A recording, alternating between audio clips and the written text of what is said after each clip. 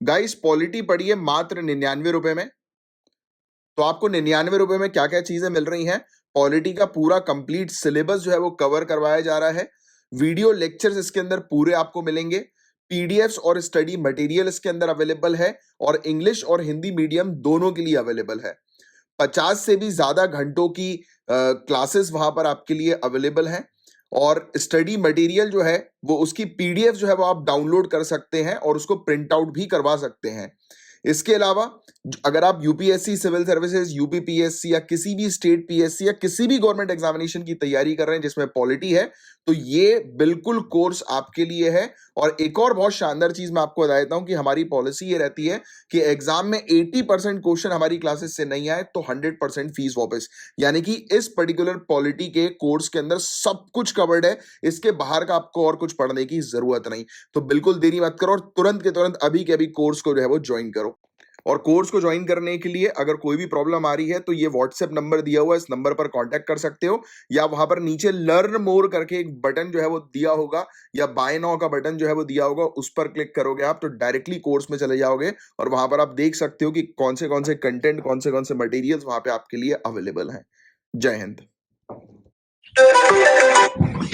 जय हिंद स्टूडेंट्स, कैसे हैं आप सभी लोग? उम्मीद करता हूं सभी बहुत ही बढ़िया होंगे। सो गाइज, अगर आप लोग को मेरी प्रॉपरली आवाज सुनाई दे रही है और स्क्रीन आपको दिखाई दे रही है तो प्लीज फटाक से जो है वो ओके लिख दीजिए कमेंट बॉक्स पर। ओके, कम ऑन, फटाक से ओके लिख दीजिए जिससे कि मुझे क्लियर हो जाएगा कि मेरी आवाज प्रॉपरली आपको सुनाई दे रही है और स्क्रीन प्रॉपर तरीके से दिखाई दे रही है। और जो भी स्टूडेंट्स ये लेक्चर को यूट्यूब पर देख रहे हैं तो वो जो है इस लेक्चर को जो है वो आप लाइव अटेंड जो है वो कर सकते हैं। उसके लिए आपको कुछ नहीं करना है, हमारे टेलीग्राम ग्रुप को जो है वो ज्वाइन करना है, जहां पर हम आपको लिंक प्रोवाइड करा देंगे। हाँ प्रभु, अभी थोड़ा ठीक है, अभी थोड़ा माहौल ठीक है। सो 10th और 11 जनवरी 2024 के करंट अफेयर्स को हम लोग डिस्कस करेंगे। ये जो करंट अफेयर्स है इसके अंदर हम सभी की सभी न्यूज को जो है वो कवर अप करते हैं और प्रीलिम्स और मेंस दोनों पॉइंट ऑफ व्यू से ये न्यूज इंपॉर्टेंट होती है। And secondly, I am thankful to all of you कि आपने इस लेक्चर को जो है वो ज्वाइन किया और एंड तक बने रहिएगा क्योंकि काफी सारी इंफॉर्मेशन इस लेक्चर के जरिए आपको मिलेगी। एंड ये मेरे बारे में कुछ डिटेल्स जो है वो लिखी हुई है, आप चाहें तो गूगल पर भी सर्च कर सकते हैं इस नाम को, कमलाक्ष झा। और ये हमारा मोटो है कि जो मैं पढ़ाता हूँ वही एग्जाम में आता है, क्योंकि पूरी चीज हम डिटेल में जो है वो कवर अप करते हैं। इसके अलावा आपको अगर हमारे जनरल स्टडीज के कोर्स को ज्वाइन करना है तो आप इस कोर्स को जो है वो ज्वाइन कर सकते हो। मतलब 21 रुपए पर डे से भी कम की फीस में जो है ये पूरा कोर्स आपको मिल रहा है, इंक्लूडिंग बुक्स। तो कोर्स की जानकारी जो है ये इस नंबर पर आप व्हाट्सएप करके कोर्स की जानकारी जो है वो ले सकते हैं एंड बुक्स आपके घर पर हम डिलीवर जो है वो करवाएंगे। चलिए स्टूडेंट्स, अगर आप सिविल सर्विसेज की तैयारी कर रहे हैं, आईएएस, आईपीएस, एसडीएम, डीएसपी या कोई भी गवर्नमेंट एग्जामिनेशन को क्रैक करना चाहते हैं तो ये वीडियो एंड तक जरूर देखिएगा। सबसे पहले तो मैं आपको बता दूं कि हम क्या क्लेम करते हैं। हम ये क्लेम करते हैं कि 80% क्वेश्चंस एग्जामिनेशन में हमारी पढ़ाई गई क्लासेस और नोट से नहीं आए तो पूरी फीस वापस। और फीस को लेकर चिंता मत करना, आगे तक देखते जाओ, मजा आने वाला है। अब दिमाग में सवाल आएगा कि ऐसा कैसा क्लेम कर रहे हैं कि 80% क्वेश्चन एग्जामिनेशन में इनकी पढ़ाई गई क्लासेस से आता है। तो मैं आपको क्लियर कट बता दूं, हम बिल्कुल बेसिक, बिल्कुल स्क्रैच से पूरी चीज कवर कराते हैं सिलेबस के अकॉर्डिंग, जो सभी गवर्नमेंट एग्जामिनेशन के लिए काफी इंपॉर्टेंट होता है। यानी कि यूपीएससी सिविल सर्विसेज में प्रीलिम्स, मेंस, इंटरव्यू लेवल की कंप्लीट प्रिपरेशन और कोई भी गवर्नमेंट एग्जामिनेशन के अंदर जो हम जनरल स्टडीज का कोर्स आपको प्रोवाइड कराएंगे वो पूरा का पूरा जो है वो आपके लिए सफिशिएंट होने वाला है, प्रीलिम्स, मेंस सबके लिए। इसके अलावा क्लासेस हम लोग कहां पर कंडक्ट करवाते हैं तो हमारी एप्लीकेशन पर। हमारी एप्लीकेशन है, ये इसका नाम लिखा हुआ है, Jha sir academy for IAS, जो आपको प्ले स्टोर, ऐप स्टोर पर जो है वो मिल जाएगी, जहां से आप डाउनलोड कर सकते हैं और वहां पर आप कोर्स ले सकते हैं। बात करते हैं कोर्स की फीस क्या है। तो कोर्स की फीस में बताने से पहले आपको बताता हूं क्या क्या मिलेगा आपको कोर्स में। 500 से भी ज्यादा घंटों की लाइव क्लासेस, 280 से भी ज्यादा घंटों की करंट अफेयर्स की free class, free current affairs की क्लास। यानी कि अगर आप कोर्स नहीं भी ले रहे हैं तो रोज आपको करंट अफेयर्स की फ्री क्लास जो है वो लाइव हमारी एप्लीकेशन पर मिलेगी, प्लस उसकी रिकॉर्डिंग, प्लस उसकी पीडीएफ भी। इंग्लिश मीडियम, हिंदी मीडियम दोनों की क्लासेस अवेलेबल है। प्रॉपर आपको स्टडी मटेरियल दिया जाएगा, प्रॉपर नोट्स बनवाए जाएंगे क्लास में। और इतना बड़ा जो हम लोग क्लेम कर रहे हैं कि 80% एग्जामिनेशन में क्वेश्चंस हमारी प्रोवाइड की गई क्लासेस और नोट से आएंगे, उसके हर सैटरडे को प्रूफ देते हैं। जो भी एग्जामिनेशंस होते हैं, चाहे वो मेंस का हो या प्रीलिम्स का हो, हर सैटरडे वाले दिन उसका प्रूफ आपको दिखाया जाता है, जिससे कि आपके पास एक कॉन्फिडेंस आता है कि हाँ, हम भी एग्जामिनेशन को क्रैक कर सकते हैं। अब बात करते हैं फीस की। तो मात्र 7500 ₹7500 में पूरी 1 साल की तैयारी। अब और सिर्फ फीस ₹7500 में अगर आप आज बुक करते हैं, तो ये देखिए, जैसा कि आप देख सकते हो कि यहाँ पर पूरी किताबें हैं A to Z। तो ये आपके घर पर जो है वो डिलीवर करवाई जाएगी। इंग्लिश मीडियम की अलग किताबें, हिंदी मीडियम की अलग किताबें। अगर आज अभी के अभी बुक करते हो, तो ये फ्री गिफ्ट हमारी तरफ से जो है वो आपको प्रोवाइड किया जाएगा। और इतना सब कुछ आपको कितने में मिलेगा? मात्र ₹7500 में, इंक्लूडिंग बुक्स जो आपके घर पर डिलीवर की जाएंगी, इंग्लिश मीडियम की अलग, हिंदी मीडियम की अलग। जो आपके, तो देरी मत करो, नीचे जो आपको बटन दिखाई दे रहा है लर्न मोर का या बाय नाउ का, उस पर क्लिक करो, डायरेक्ट कोर्स पे जाओ और कोर्स परचेज करो। जब आप कोर्स परचेज करोगे, उसके बाद आपकी 1-to-1 लाइव काउंसलिंग होगी, और जिस काउंसलिंग में आपकी पूरी स्ट्रेटेजी बनवाई जाएगी कि कैसे इस एग्जामिनेशन को आप क्रैक कर सकते हो इजीली। सो देरी मत करो, तुरंत के तुरंत आज ही अपना एग्जामिनेशन क्रैक करने का सपना जो है वो साकार करो। जय हिंद। तो आज कौन से टॉपिक्स को हम लोग डिस्कस करने वाले हैं? तो मूल्य प्रवाह 2.0 का एक टॉपिक है जो एजुकेशन से रिलेटेड है, राइट? कि एजुकेशन के साथ साथ जो है वो वैल्यूज भी जो है वो इनकलकेट करना, वैल्यूज को भी जो है वो शामिल करना। फिर नेशनल कैंसर ग्रिड एक हम लोग को जो है वो देखने को मिलता है, तो इसके बारे में हम लोग चर्चा करेंगे। Again a very important topic. फिर हरित नौका गाइडलाइंस और river cruise tourism road map 2047 का सामने आया है, तो इसके बारे में हम लोग बात करेंगे। फिर Prasadam the dart book by FSSAI ये लॉन्च हुई है, यानी कि एक प्रसादम है और एक है द डार्ट बुक और एक फूड सेफ्टी ऑन व्हील्स, ये जो आपको दिखाई दे रहा है ट्रक। तो ये 3 चीजें जो है वो लॉन्च की गई हैं अभी, इसके बारे में हम लोग चर्चा करेंगे।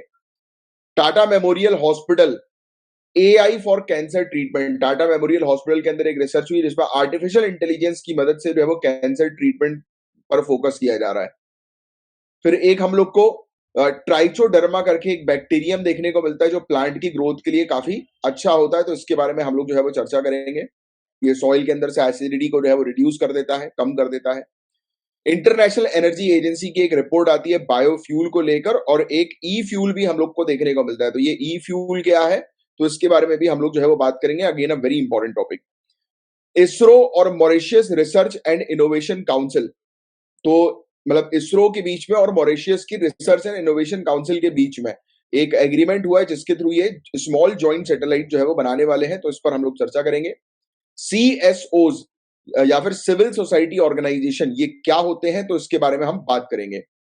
फिर लिविंग विद टाइगर्स इनिशिएटिव एक हम लोग को देखने को मिलता है टाइगर्स के प्रोटेक्शन के लिए, तो इस पर हम लोग चर्चा करेंगे। 10th सेंचुरी की कदम्बा पीरियड का इंस्क्रिप्शन जो है वो अभी खोदा गया है, इसकी खोज हुई है, तो इसके बारे में हम चर्चा करेंगे। ये बेसिकली चालुक्य एम्पायर जो हम लोग को देखने को मिलते हैं, चोला, चेरा, पांड्या, चालुक्यास, तो उस टाइम पीरियड का ये हम लोग को जो है वो देखने को मिल रहा है, तो इस पर हम चर्चा करने वाले हैं। प्रेरणा एक एक्सपेरिमेंशियल लर्निंग प्रोग्राम ये हम लोग को देखने को मिल रहा है, राइट? तो ये बहुत इंपॉर्टेंट है, इस प्रकार के इनिशिएटिव्स प्रोग्राम जो एग्जामिनेशन में अक्सर जो है वो पूछे जाते हैं, तो इस पर हम लोग बात करेंगे। एक स्कीम है पृथ्वी विज्ञान स्कीम, तो इस पर हम लोग जो है वो डिस्कशन करेंगे।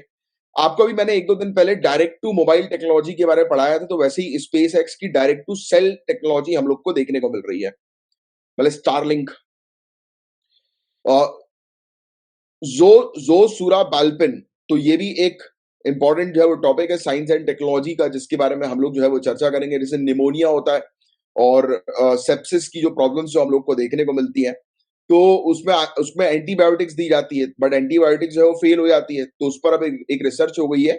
ये जोसुरा बालपिन जो है ये बेसिकली एंटीबायोटिक रेजिस्टेंस को जो है वो कम करेगा, तो ये एंटीबायोटिक रेजिस्टेंस से रिलेटेड एक अच्छा टॉपिक हम लोग को देखने को मिल रहा है, जिस पर एक अच्छी जानकारी होनी चाहिए। अब देखो, अभी हम लोग को देखने को मिला है कि IITians ने जो है वो ये एंटी कैंसर ड्रग की खोज जो है वो करी है, तो उसके बारे में हम लोग जो है वो चर्चा करेंगे। फिर ये मार्कोस, तो आप जानते होंगे इंडियन नेवी मरीन कमांडोज, तो मार्कोस ये हम लोग को देखने को मिल रहे हैं। इन्होंने अभी रिसेंटली एक मिशन किया था जिसमें कुछ जहाज लुटेरे को जो है उन्होंने वो कर दिया, काउंटर किया जहाज लुटेरों को। जहाज जो होते हैं ना शिप्स वगैरह, पायरेट्स जिसको हम लोग जो है वो बोलते हैं, तो उनको काउंटर किया। इंडियन इंस्टीट्यूट ऑफ साइंस ने जो है वो स्टडी करी है माउंटेन बर्ड्स के ऊपर, यानी कि जो पक्षी जो माउंटेन एरियाज पर रहते हैं उन पर जो है वो ये करी है। तो ये सब पूरे टॉपिक्स हैं। आज थोड़े से ज्यादा टॉपिक्स हैं बिकॉज आपको पता है कि कल का लेक्चर जो है वो कंडक्ट नहीं हो पाया था। तो आज हम 2 दिन के लेक्चर जो है वो एक साथ कवर अप करेंगे, कोई भी चीज जो है वो आपकी छूटेगी नहीं। चलिए लेट्स स्टार्ट द टॉपिक।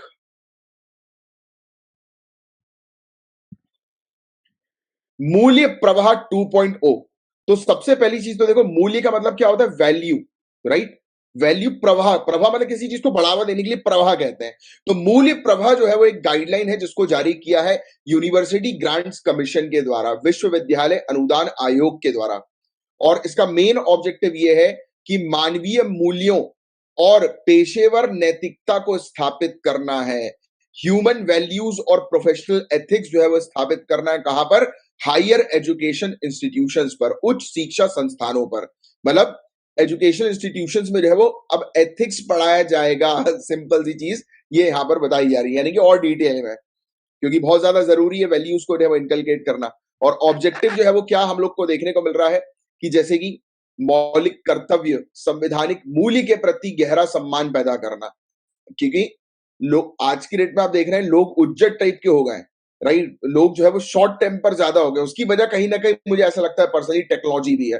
क्योंकि आज की डेट में जैसे कि होता नहीं कि पहले क्या होता था, शायद आप लोग को पता हो कि पहले जीपीआरएस इंटरनेट कनेक्शन हुआ करता था। एक मतलब ये मान के चलिए कि 4 मिनट के गाने को डाउनलोड करने के लिए ऑलमोस्ट आधा घंटा, 20 मिनट, 25 मिनट, 1-1 घंटा तक बैठना पड़ता था।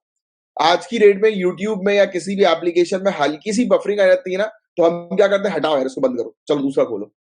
हमें वो बफरिंग अब पसंद ही नहीं है। हमें हाई स्पीड की इतनी आदत हो गई है। और रील्स की अगर हम बात करें, हमारा माइंड जो है, हमारा माइंड का डोपामीन जो होता है ना, जो एक हैप्पीनेस, जो आप कह सकते हो कि जो रिलीज करता है, डोपामीन से अंदर हम लोग को देखने को मिलता है ना, कि जो हैप्पीनेस आप होता है, जो इंसान जब खुश होता है तो ये डोपामीन जो है वो उसके माइंड पे जो है वो रिलीज होता है, ये केमिकल सोल्यूशन, राइट? तो उससे जो है उसको जो है वो सेटिस्फेक्शन मिलता है, खुशी मिलती है। तो हमारा डोपामीन जो है वो आज की डेट पे 30 सेकंड, 40 सेकंड का ही बच गया है। मतलब 30 सेकंड से ज्यादा, 1 मिनट से ज्यादा हम किसी चीज को जो है वो रोक नहीं पा रहे हैं। पेशेंस लेवल तो खत्म ही है, राइट? लोगों के बीच में बहुत ज्यादा शॉर्ट टेम्पर्ड हो गए, हेल्प नहीं करते किसी की। मतलब सेल्फिश टाइप के जो है वो हो गए लोग। तो ऐसी चीज ना हो, इसलिए हायर एजुकेशन के अंदर जो है वो फंडामेंटल ड्यूटीज के प्रति और कॉन्स्टिट्यूशनल वैल्यूज के प्रति रिस्पेक्ट करना जो है वो सिखाया जाएगा। और हम लोग को एक कल्चर डेवलप करना है इंटीग्रिटी का, यानी कि सभी को शामिल करें हम लोग, राइट? फिर अकाउंटेबिलिटी का, कि लोग अकाउंटेबल बने, जवाबदेही बने। अगर उन्होंने कोई टास्क जो है वो उठाया है तो उस टास्क को उन्हें फिनिश करना है। जैसे यू गाइस, आप लोगों ने अब टास्क उठा लिया सिविल सर्विसेज क्वालिफाई करने का, you are accountable now to qualify civil services. किसके प्रति अकाउंटेबल हो? खुद के प्रति और आपके पेरेंट्स के प्रति, जिन्होंने आपके ऊपर भरोसा करके आपको जो है वो मतलब भरोसा किया है कि हाँ यार, मेरा बच्चा, मेरी बच्ची जो है वो एग्जामिनेशन क्वालिफाई करेंगे। तो इसलिए एक भी दिन रुकना नहीं। और जो मैंने आपको ओथ जो दी है, मैंने आप लोग को जो है वो, आपको पता होगा कि मैंने जो है वो आप लोग की ओथ जो है वो कंडक्ट करवाई थी। और जिन लोग की ओथ, जिनके पास ओथ नहीं है, आप मुझसे मांग लेना, मैं आपको ओथ जो है वो दे दूंगा। तो वो काफी इंपॉर्टेंट चीज है। आई होप कि आप सभी लोग उस ओथ को पढ़ते होंगे, भूले नहीं होंगे। तो ये सब चीज है, transparency, right? Higher education institution में इंक्लूसिवनेस, कि सभी लोगों को शामिल करो। तो ये है ऑब्जेक्टिव मूल्य प्रवाह 2.0 के। बात समझ में आ रही है? यूनिवर्सिटी ग्रांट कमीशन ने ये जारी करी है गाइडलाइंस, कि एथिक्स को बढ़ावा देना है। फिर इसके अलावा इंस्टीट्यूशन जो है उनको कहा गया कि वो integrity, trusteeship, harmony, accountability, inclusiveness, commitment, respectfulness, belongingness, sustainability, constitutional values और ग्लोबल सिटीजनशिप को जो है वो क्या करें? इंश्योर करेंगी। ये सब चीजें उनके इंस्टीट्यूशन के अंदर जो है वो बरकरार रहे और पढ़ाई जाए। संस्थाओं में अखंडता, ट्रस्टीशिप, सद्भाव, जवाबदेही, समावेशिता, प्रतिबद्धता, सम्मान, संबंधता, स्थिरता, संवैधानिक मूल्य और वैश्विक नागरिकता सुनिश्चित करने का आग्रह किया है। फिर इसके अंदर हम लोग को देखने को मिलता है कुछ इश्यूज भी हैं, राइट? इससे जुड़े मूल्य प्रवाह 2.0 से रिलेटेड। तो पहली चीज तो प्रॉपर डेफिनेशन जो है वो नहीं दी गई है डिग्निफाइड मैनर की, कि भाई डिग्निफाइड मैनर क्या होता है, राइट? गरिमापूर्ण जो है वो तरीका क्या होता है, उसकी कोई परिभाषा नहीं है। कुछ चैलेंजेस हम लोग को देखने को मिल रहा है प्रैक्टिकल एप्लीकेशन की, कि भाई ये प्रैक्टिकली जो है वो कैसे आप कर सकते हो? क्योंकि लोगों इसमें मेनली साइकोलॉजी की आवश्यकता है, कि आपको एक इंसान के जो है वो माइंडसेट को चेंज करना पड़ेगा।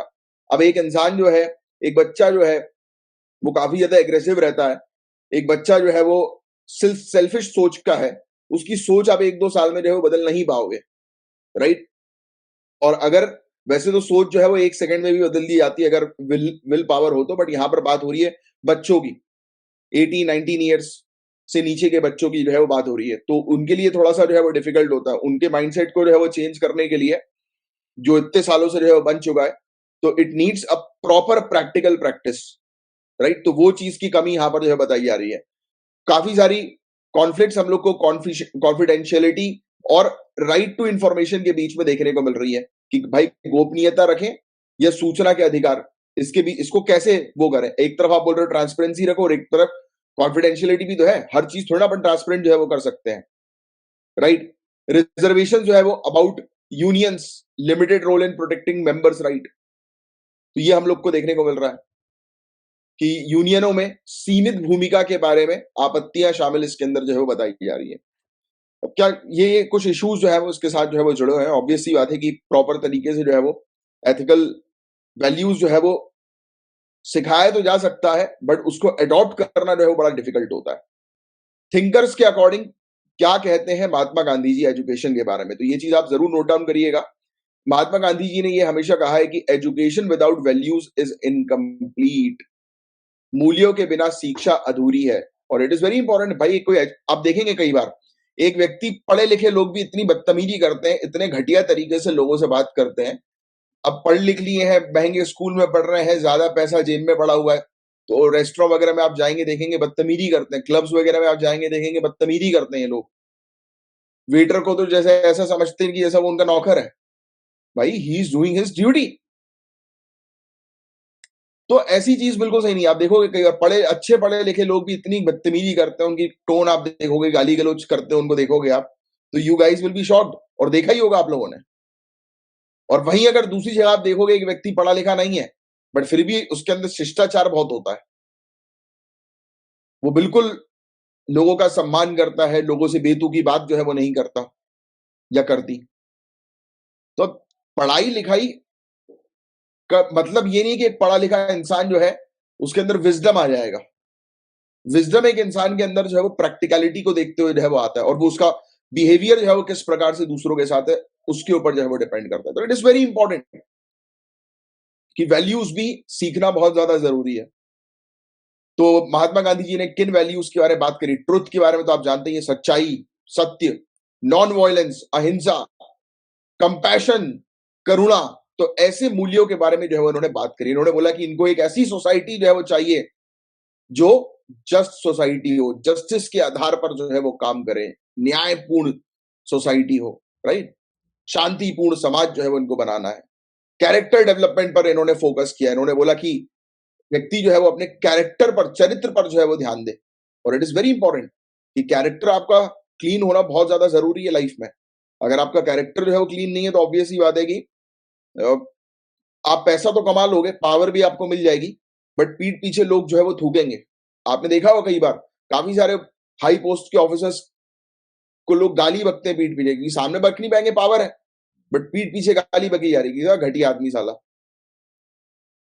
मजा तब आता है ना कि जब आपकी फैमिली सड़क पर चल रही है और लोग बिल्कुल खुशी से बोले, अरे यार ये उस ऑफिसर के पापा जा रहे हैं यार, ये उस ऑफिसर की मम्मी है, खुशी से।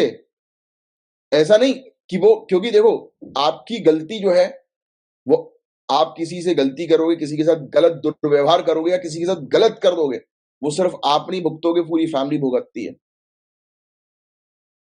तो it is very important to make your character very strong.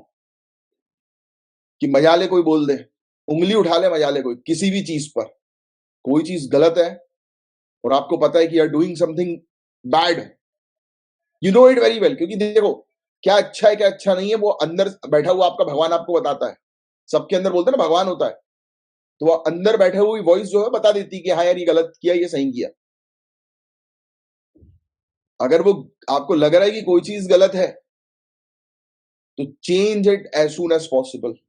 अपने कैरेक्टर पर कोई ऐसी चीज नहीं होनी चाहिए जो आप उंगली उठा दे कि लो ये तो ऐसा आदमी है। क्योंकि वो सिर्फ आपके ऊपर उंगली नहीं होती, पूरी फैमिली के ऊपर उंगली होती है। दैट्स व्हाई महात्मा गांधी जी ने ये चीज समझाई। नेक्स्ट, जापान की अप्रोच एजुकेशन को लेकर क्या है? देखो, आपको इंटरनेशनली भी अपने मेंस के आंसर्स में बहुत सारी चीजें लिखनी है। तो जापान की अप्रोच जो है वो एजुकेशन के अंदर ये है कि उन्होंने मॉरल एजुकेशन को अपनी एजुकेशन सिस्टम में इंक्लूड किया है, नैतिक शिक्षा को जो है वो इंक्लूड किया है, फोकस किया है कि मॉरल रिस्पॉन्सिबिलिटी जो है वो कल्टीवेट करना, सोशल कंसाइंस जो है वो कल्टीवेट करना, सामाजिक विवेक को विकसित करना, नैतिक जिम्मेदारी को विकसित करना। भाई, हर एक इंसान की एक जिम्मेदारी होती है दूसरों के प्रति। राइट नाउ लोग अपनी मस्ती में मस्त रहते हैं। भाई, अपनी मस्ती में मस्त नहीं रहना है।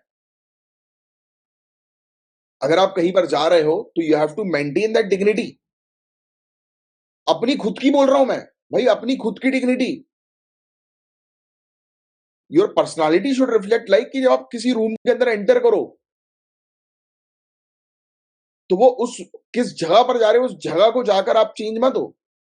आप अपनी पर्सनालिटी ऐसी बनाओ कि आपको चेंज होने की जरूरत ही ना पड़े। जैसे फॉर एग्जाम्पल, आप एक इंस्टीट्यूशन के अंदर एंटर कर रहे हो, right?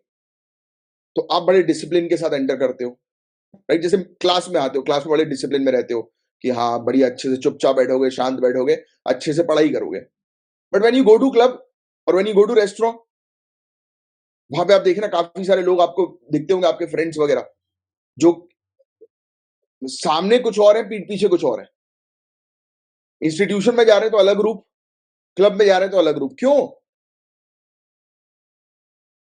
Make your character very strong, कि कहीं पर भी घुसो तो ऑटोमेटिकली जो आपकी पर्सनालिटी रिफ्लेक्ट होनी चाहिए। क्योंकि अल्टीमेटली क्या याद किया जाता है? पर्सनालिटी।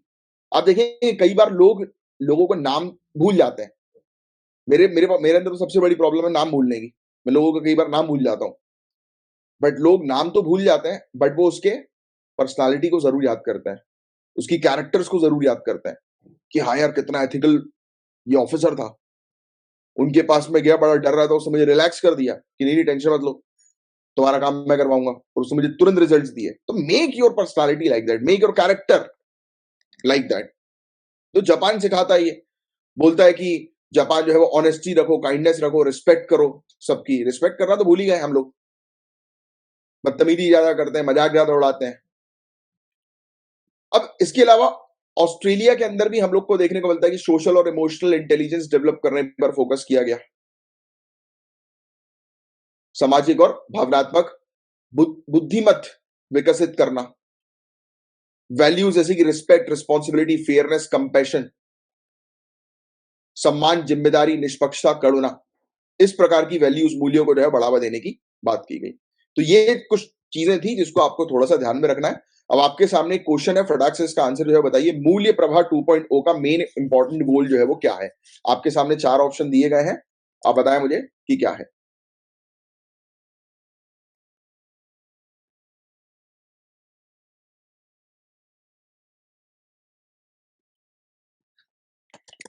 बिल्कुल सही जवाब, B is the correct answer.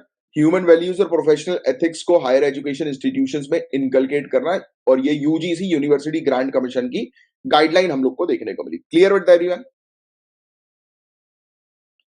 National cancer grid के बारे में हम लोग जो है वो चर्चा करेंगे अब। A very very important topic, बहुत ध्यान से जो है वो इस टॉपिक को आप सुनेंगे। तो नेशनल कैंसर ग्रिड जो है वो क्या है? तो ये एक नेटवर्क है मेजर कैंसर सेंटर्स का, मतलब जहां पर भी कैंसर से रिलेटेड रिसर्च होती है, ट्रीटमेंट्स होता है, तो उसका ये बेसिकली एक नेटवर्क हम लोग को देखने को मिल रहा है। तो नेशनल कैंसर ग्रिड क्या है? ये नेटवर्क है किसका? मेजर कैंसर सेंटर का, रिसर्च इंस्टीट्यूट्स का, पेशेंट ग्रुप्स का, चैरिटेबल इंस्टीट्यूशंस का, यानी कि सभी चीज, यानी कि जहां जहां पर कैंसर से रिलेटेड चाहे वो अवेयरनेस क्रिएट की जा रही है, चाहे वो पेशेंट्स के ग्रुप हैं, चाहे वो मेडिकल इंस्टीट्यूशंस हैं, चाहे वो हॉस्पिटल्स हैं, राइट, जो कैंसर का ट्रीटमेंट करते हैं, तो ये पूरे सेंटर्स का नेटवर्क, ये है नेशनल कैंसर ग्रिड। क्लियर हुई यहां तक बात? इसका मेन ऑब्जेक्टिव क्या है? तो ये इस्टेब्लिश करेंगे एक यूनिफॉर्म स्टैंडर्ड्स पेशेंट केयर के लिए, मतलब यूनिफॉर्म स्टैंडर्ड, यानी कि सभी पेशेंट्स को जो है वो एक तरीके का ट्रीटमेंट जो है वो मिलना चाहिए, एक तरीके की जो है वो चिकित्सा से जो है वो उनको लिंक करना है, राइट? कैंसर प्रिवेंट करने के लिए, उसके डायग्नोस के लिए, उसके ट्रीटमेंट के लिए, और उनको स्पेशलाइज्ड ट्रेनिंग एजुकेशन जो है वो प्रोवाइड कराना। इसके अलावा ऑन्कोलॉजी में, ऑन्कोलॉजी जो है वो स्टडी होती है कैंसर की। फिर इसके अलावा कोलैबोरेटिव रिसर्च जो है वो कैंसर के अंदर लाने के लिए ये नेशनल कैंसर ग्रिड जो है वो लाया गया। अब एक नेटवर्क बना दिया तो कोलैबोरेटिव रिसर्च तो होगी ही, राइट, और एक स्टैंडर्डाइज तरीके से ट्रीटमेंट होगा कैंसर का, तो इसलिए ये नेशनल कैंसर ग्रिड हम लोग को देखने को मिलता है।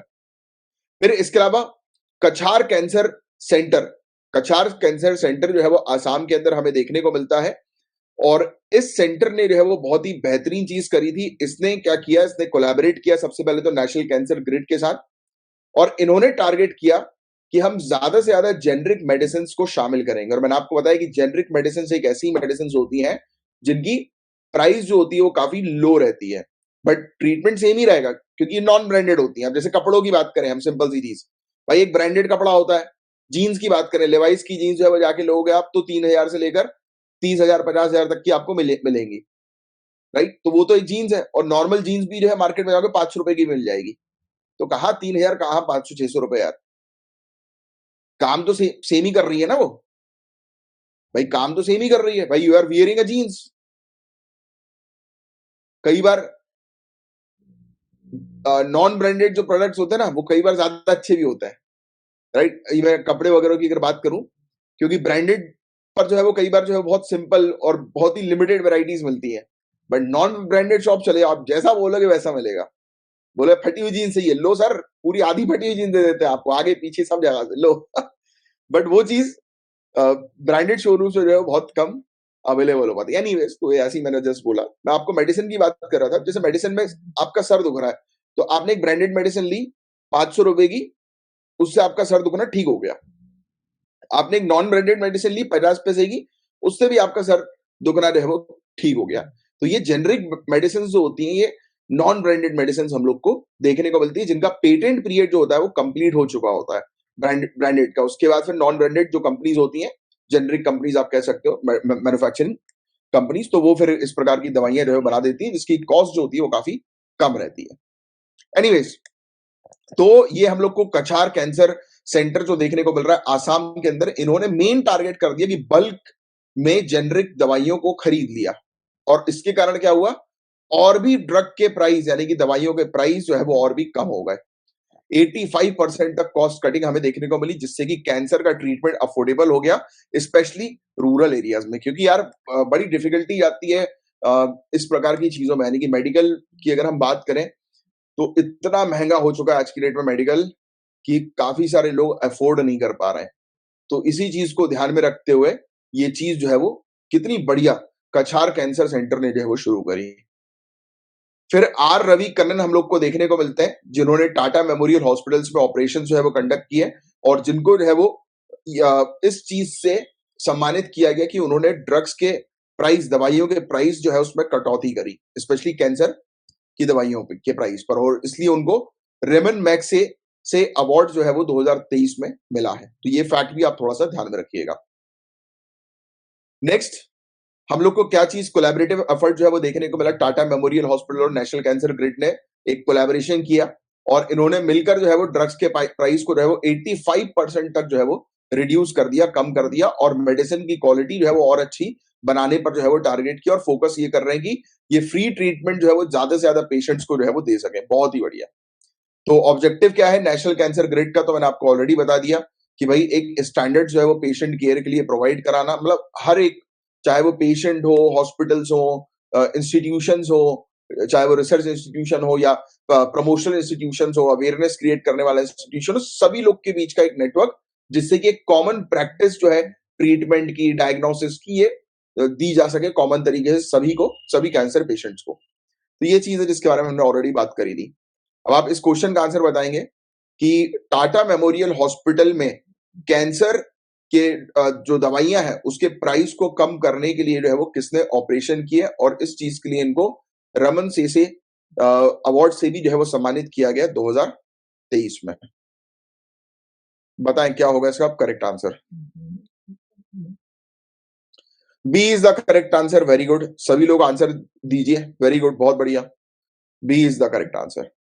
स्टूडेंट्स, अगर आप सिविल सर्विसेज की तैयारी कर रहे हैं, आईएएस, आईपीएस, एसडीएम, डीएसपी या कोई भी गवर्नमेंट एग्जामिनेशन को क्रैक करना चाहते हैं तो ये वीडियो एंड तक जरूर देखिएगा। सबसे पहले तो मैं आपको बता दूं कि हम क्या क्लेम करते हैं। हम ये क्लेम करते हैं कि 80% क्वेश्चंस एग्जामिनेशन में हमारी पढ़ाई गई क्लासेस और नोट से नहीं आए तो पूरी फीस वापस और फीस को लेकर चिंता मत करना, आगे तक देखते जाओ, मजा आने वाला है। अब दिमाग में सवाल आएगा कि ऐसा कैसा क्लेम कर रहे हैं कि 80% क्वेश्चन एग्जामिनेशन में इनकी पढ़ाई गई क्लासेस से आता है।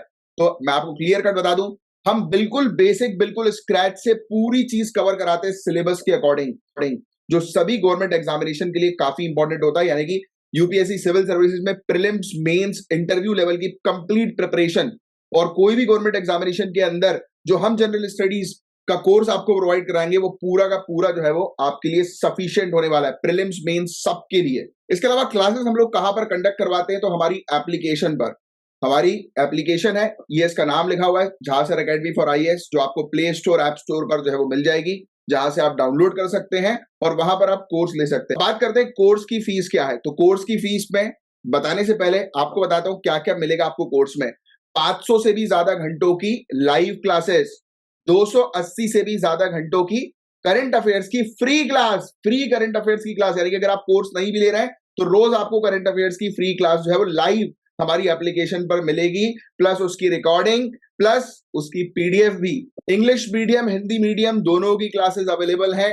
प्रॉपर आपको स्टडी मटेरियल दिया जाएगा, प्रॉपर नोट्स बनवाए जाएंगे क्लास में।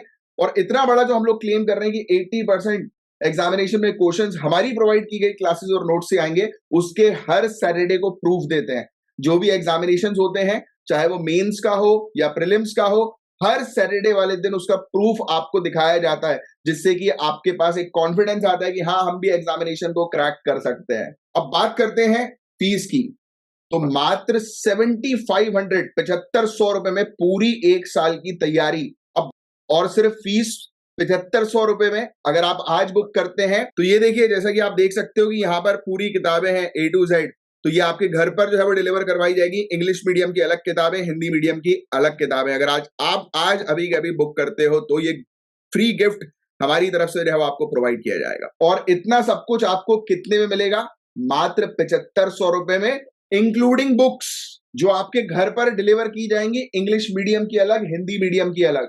जो आपके, तो देरी मत करो, नीचे जो आपको बटन दिखाई दे रहा है लर्न मोर का या बाय नाउ का, उस पर क्लिक करो, डायरेक्ट कोर्स पे जाओ और कोर्स परचेज करो। जब आप कोर्स परचेज करोगे, उसके बाद आपकी 1-to-1 लाइव काउंसलिंग होगी, और जिस काउंसलिंग में आपकी पूरी स्ट्रेटेजी बनवाई जाएगी कि कैसे इस एग्जामिनेशन को आप क्रैक कर सकते हो इजीली। सो देरी मत करो, तुरंत के तुरंत आज ही अपना एग्जामिनेशन क्रैक करने का सपना जो है वो साकार करो। जय हिंद। हरित नौका गाइडलाइंस और river cruise tourism road map 2047 के बारे में यहाँ पर बात की जा रही है। Inland waterways development council Kolkata के अंदर ये बेसिकली फोकस कर रही है रिवर क्रूज टूरिज्म को डेवलप करने के ऊपर। जैसे कि आप ये क्रूज देखते हो, तो इसमें बहुत सारी एक्टिविटीज होती है, रेस्टोरेंट वगैरह भी रहता है। आप जाकर क्रूज में जो है वो बैठकर, अब कौन कौन क्रूज गया थोड़ा बताना मुझे, क्रूज में जो है वो कौन कौन गया है अभी तक। तो यहाँ पर जो है वो बैठकर आप जो है वो एंजॉय कर सकते हो। जैसे गोवा में मैं गया था एक बार, और एक यहाँ वाले पे भी गया था, यहाँ भोपाल में भी है हमारे, जहाँ पे मैं रहता हूँ, यहाँ पर एक बड़ा तालाब है, तो जो वहां पर है लेक व्यू, तो वहां पर जो है वो एक वो है, क्रूज है, बट बहुत छोटा सा है और फर्जी टाइप का है, सिर्फ गाना वाना बजाते हैं वो लोग, और बाकी खाने पीने की कुछ व्यवस्था नहीं है। बट बड़े बड़े क्रूज भी जो है वो होते हैं, जिसके अंदर कुछ रूम्स वगैरह भी जो है अवेलेबल रहते हैं। You will going to get a अलग तरीके का जो है वो एंजॉयमेंट। बट ठीक है, ये सब एंजॉयमेंट वगैरह जो है वो अभी आज की डेट में आप लोग के लिए नहीं है। अभी आप लोग का जो टाइम पीरियड चल रहा है वो स्ट्रगल वाला टाइम पीरियड चल रहा है। फिर बाद में तो एंजॉयमेंट मिलता ही रहेगा जब आईएएस आईपीएस बनोगे। तो देखिए, अब ये गाइडलाइंस है वो आ गई है कि हमें ज्यादा से ज्यादा फोकस करना है किसके ऊपर, टूरिज्म के ऊपर, क्रूज टूरिज्म के ऊपर। तो ये चीज हम लोग को जो है वो देखने को मिल रही है, और ऑब्जेक्टिव जो है वो यही है कि ज्यादा से ज्यादा क्रूज सर्किट्स बनाना और 26 एडिशनल वाटरवेज बनाना 2047 तक, इंफ्रास्ट्रक्चर को बढ़ावा देना, राइट, क्रूज टूरिज्म को जो है वो बूस्ट करना, लोकल क्रूज टूरिज्म को जो है वो बूस्ट करना। तो ये चीज यहाँ पर देखने को मिल रही है। फिर inland waterway authority of India जो है, इसने ऑर्गेनाइज किया है इनलैंड वाटरवे डेवलपमेंट काउंसिल को, और गवर्नमेंट जो है उसने काफी सारे इस चीज को लेकर प्रोजेक्ट्स भी जो है वो शामिल किए हैं, जैसे जलमार्ग विकास प्रोजेक्ट। इसके थ्रू इनलैंड वाटरवेज को जो है वो प्रमोट किया जा रहा है, बेटर बनाया जा रहा है, राइट। इनलैंड वाटर ट्रांसपोर्ट जो है वो 2% से 5% जो है वो हो गया है, राइट, इन सब इनिशिएटिव्स के कारण सरकार के। तो बताइए, आपको जो है वो इसका करेक्ट आंसर बताना है। प्राइमरी फोकस जो है वो इनलैंड वाटरवे डेवलपमेंट काउंसिल जो कोलकाता में लॉन्च हुआ, उसका क्या था?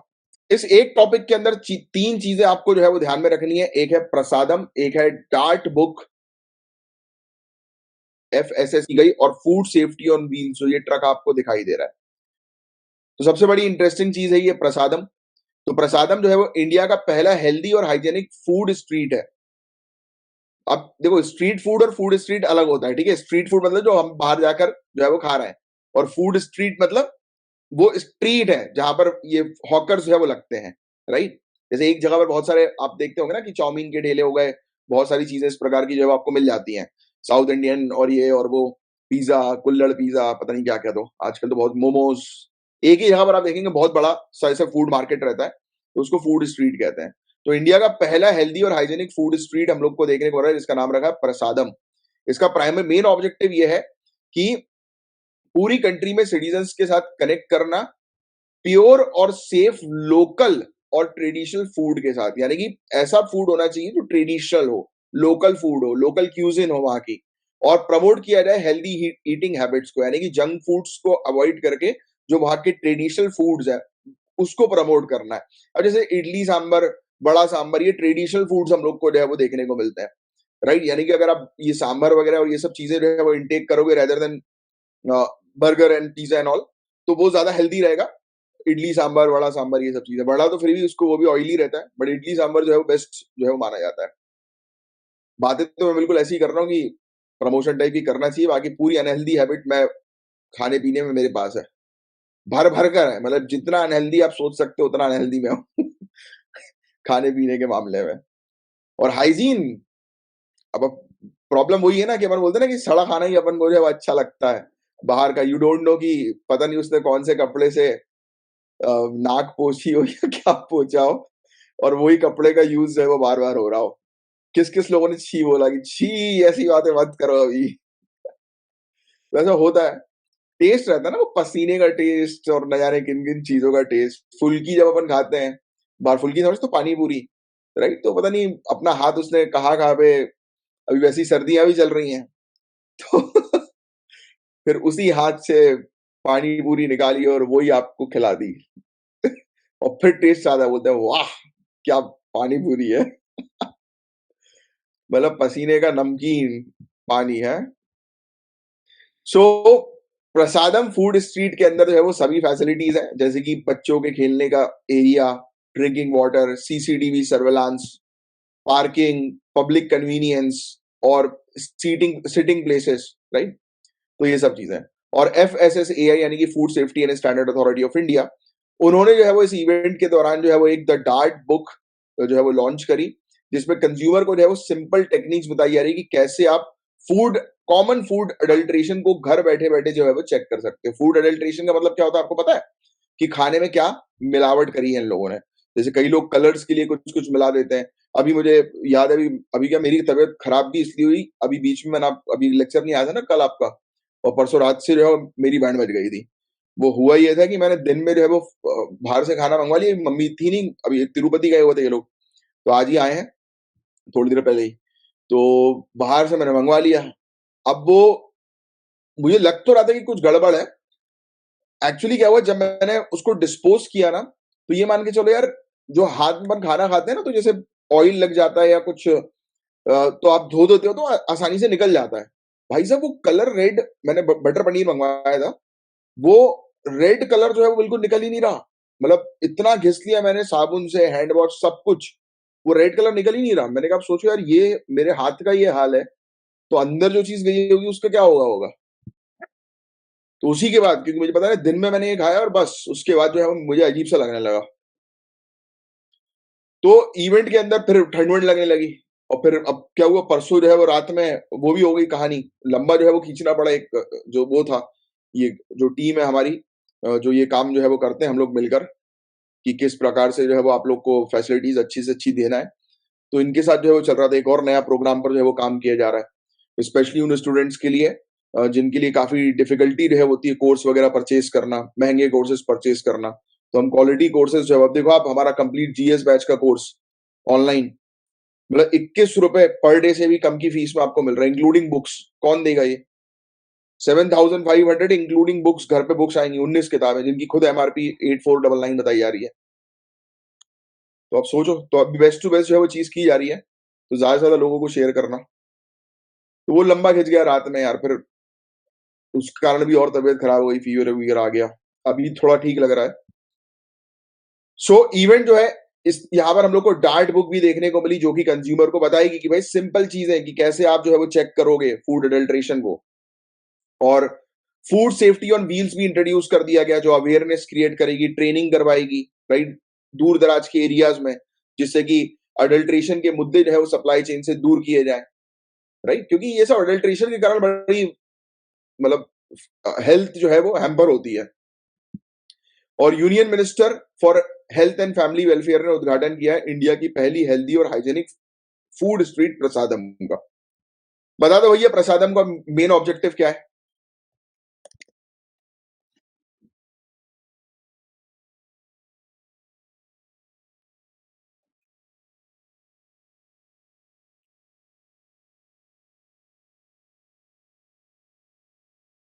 स्टडी का बर्डन, ये बोलना ही खत्म कर दो शिवम।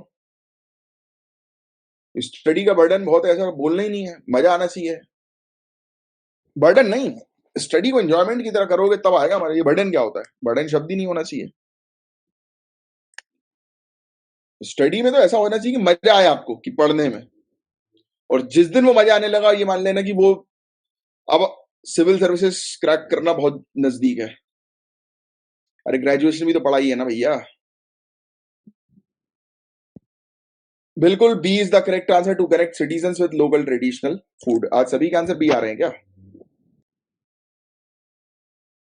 टाटा मेमोरियल हॉस्पिटल ने बहुत शानदार चीज करी है। अभी मैंने आपको बताया भी था थोड़ी देर पहले भी, टाटा मेमोरियल हॉस्पिटल जो है वो काम कर रही है कैंसर की दवाइयों के रेट्स को रिड्यूस करने के ऊपर भी। और अब ये आर्टिफिशियल इंटेलिजेंस को इन्होंने जो है वो शामिल कर दिया है। टाटा ये मेमोरियल हॉस्पिटल जो हम लोग को देखने को मिल रहा है, ये आर्टिफिशियल इंटेलिजेंस का उपयोग कर रहे हैं कैंसर स्पेसिफिक एल्गोरिदम को बनाने के लिए, अर्ली स्टेज कैंसर डिटेक्शन के पर्पस के लिए। क्योंकि कैंसर जितनी जल्दी डिटेक्ट हो जाए उतना अच्छा रहता है। क्योंकि कई बार तो ऐसा होता है कि लास्ट स्टेज में कैंसर डिटेक्ट हुआ, फिर वो पूछते हैं कि कितने दिन है, अब कितने दिन बचे हैं मेरे पास। वो फिर वो पेशेंट पूछता है तो डॉक्टर बताता है ज्यादा से ज्यादा 3-4 महीना, राइट? तो अब देखो, सोचो आप, एक व्यक्ति, उसको पता लग जाए 3-4 महीने के बाद कंफर्म वो मरने वाला है, कितनी बुरी स्थिति होती है ऐसे लोगों के साथ, और स्पेशली उनकी फैमिली के साथ, कि हम जिनके साथ ही कुछ समय बाद अब हमें दिखेंगे नहीं। इन्होंने जो है वो एक बायो इमेजिंग बैंक जो है वो स्टैब्लिश किया है, और ये डीप लर्निंग टेक्नोलॉजी का उपयोग करके, याद रखना, bio imaging bank. Main purpose जो है वो बायो इमेजिंग बैंक का जो है वो क्या है? तो ये जो बायो इमेजिंग बैंक जो हमें टीएमएच यानी कि टाटा मेमोरियल हॉस्पिटल पे देखने को मिल रहा है, ये बेसिकली एक डेटा का भंडार है, कॉम्प्रिहेंसिव भंडार हम लोग को डेटा का देखने को मिल रहा है। किस प्रकार की डेटा? तो रेडियोलॉजी और पैथोलॉजी की इमेजेस हम लोग को देखने को मिल रही है, जिसपे क्लिनिकल इंफॉर्मेशन है, यानी कि लोगों का डेटा है इसके अंदर, राइट? और इसका उपयोग किया जा रहा है ट्रेनिंग और एआई एल्गोरिदम की टेस्टिंग के लिए, कि जिससे कि अर्ली स्टेज में कैंसर जो है वो डिटेक्ट किया जा सके। अब देखो, ये रेडियोलॉजी का डेटा होगा, पैथोलॉजी का डेटा होगा, काफी सारा, स्पेशली उन पेशेंट्स का जो कैंसर के हैं और नॉन कैंसर के हैं। तो ये पता लगेगा कि भाई क्या ऐसा ट्रांजिशन होता है जिसके कारण से मतलब पहली स्टेज कैंसर की जो है वो रिकॉर्ड होती है। तो अब जब इस डेटा को ये डिटेल में स्टडी होगा और ये एआई की स्टडी जो है वो करेगा, तो तुरंत जो है वो डिटेक्ट किया जा सकता है उस एल्गोरिदम को, कि कैसे जो है ये ट्यूमर जो है वो बॉडी के अंदर डिटेक्ट हुआ। तो जैसे ही ट्यूमर आएगा, उसके अर्ली डिटेक्शन के लिए जो है वो तुरंत जो है वो डॉक्टर्स को जो है वो पता लग जाएगा कि हाँ भाई ये चेंजेस हो रहे हैं, तो इसका मतलब ये कि ट्यूमर की संभावना है, तो उस पर जो है वो काम किया जाए।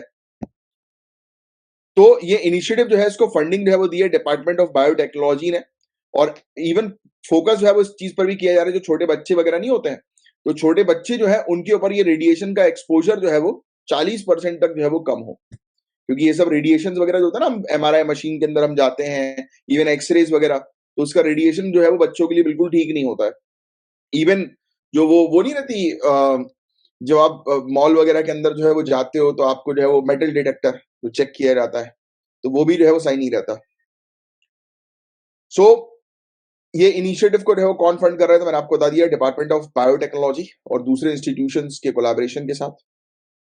किस प्रकार से टाटा मेमोरियल हॉस्पिटल जो है वो एआई का उपयोग जो है वो कर रहे हैं कैंसर ट्रीटमेंट के लिए, तो मैंने आपको इसके बारे में ऑलरेडी बता ही दिया। ये सटीकता पर फोकस करेंगे कि हमें एक ऐसा एल्गोरिथम मिल जाए जिसके थ्रू टाइम रहते ही डायग्नोस जो है वो किया जा सके कैंसर को। तो बताइए आप कि टाटा मेमोरियल हॉस्पिटल ने अभी तक क्या जो है वो अचीव कर लिया है।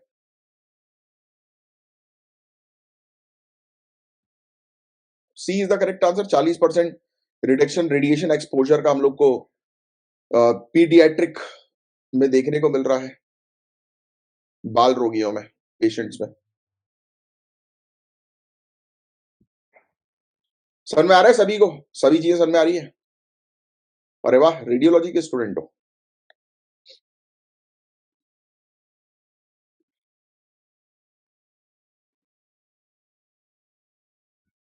घंटी बजी। शिवम घंटी क्यों बजा रहे हो? क्या हो गया? सर मैं कुछ बोलना चाहता था सर। हाँ बोलो बोलो। हाँ सर, जो रेडिएशन होता है सर, ये तो मतलब प्राइमरी और सेकेंडरी सर दोनों हार्मफुल होते हैं ना सर?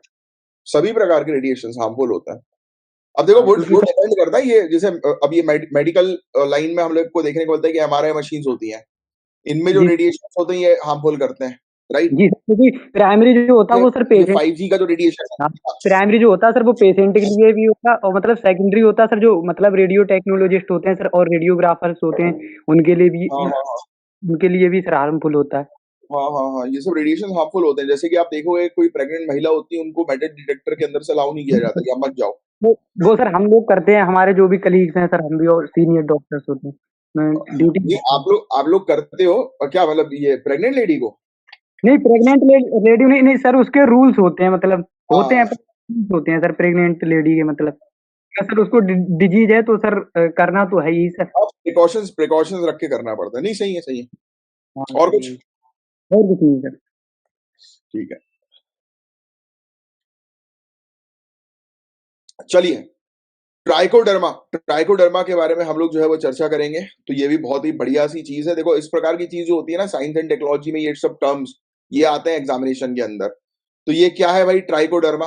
तो ट्राइकोडर्मा जो है वो एक फंगल बायो कंट्रोल एजेंट है। क्या है? हमेशा रिपीट करो, फंगल बायो कंट्रोल एजेंट। और ये बेसिकली किस पर्पस के लिए? प्लांट को, क्रॉप को जो है वो प्रोडक्शन के लिए, प्लांट को बढ़ाने के लिए या फसल उत्पादन के लिए। ये बहुत बढ़िया है। और ये मिट्टी में जो बीमारियां वगैरह होती है ना, सॉइल बॉर्न पैथोजन जो हम लोग को देखने को मिलता है, तो उसको जो है वो कंट्रोल करेगा। तो सिंपल सी चीज है, ट्राइकोडर्मा जो है वो ये मिट्टी की बीमारियां को जो है वो ठीक करेगा और प्लांट की ग्रोथ में जो है वो मदद करेगा। ये दो चीज ध्यान में रखो, रिपीट करो। ट्राइकोड्रामा जो है वो मिट्टी की प्रॉब्लम को खत्म करेगा और प्लांट की ग्रोथ में जो है वो हेल्पफुल होगा। बात समझ में आई? क्योंकि ये चीज आएगी आएगी, स्टार मार्कर करना। तो अब ये देखिए, Indian institute of species research IISR जो हम लोग को देखने को मिल रही है, तो इनके द्वारा जो है ये ट्राइकोलाइन जो है वो डेवलप किया गया है। तो ट्राइकोलाइन जो है वो लाइन बेस्ड फॉर्मूला है। लाइन मतलब आपको पता है ना, लाइन मतलब चूना। तो एक इस प्रकार का फॉर्मुलेशन जो है जो चूने के ऊपर आधारित है। और इसमें ये ट्राइकोडर्मा को जो है वो लाइन के साथ जैसे ही मिला रहे हैं, यानी कि चूने को ट्राइकोडर्मा के साथ मिलाया जैसे ही जा रहा है, एक सिंगल प्रोडक्ट बनाया जा रहा है, तो वो सॉइल की एसिडिटी ठीक कर देगा, प्लांट की ग्रोथ को प्रोटेक्ट करेगा, पैथोजन के अगेंस्ट प्रोटेक्ट जो है वो करेगा। इसके अलावा बेहतरीन मतलब सिंप्लीफाई कर देगा किसानों के लिए, यानी कि पूरी प्रोसेस को, राइट? कि जिससे कि किसान जो है वो सिर्फ इस सोल्यूशन को जो है वो डालें और उनको बेटर रिजल्ट जो है वो मिलेगा। अब किस प्रकार से ट्राइकोलाइन जो है बेनिफिट कर रहा है फार्मर्स को, तो वो चीज मैंने आपको ऑलरेडी बता ही दी है।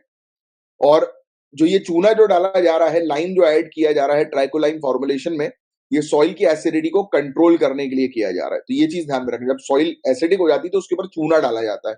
अगर आप एग्रीकल्चर फील्ड से होंगे तो ये चीज आपको नॉर्मल सी चीजें पता होगी, और नहीं है तो पता कर लो, याद रखना ये वाली चीज।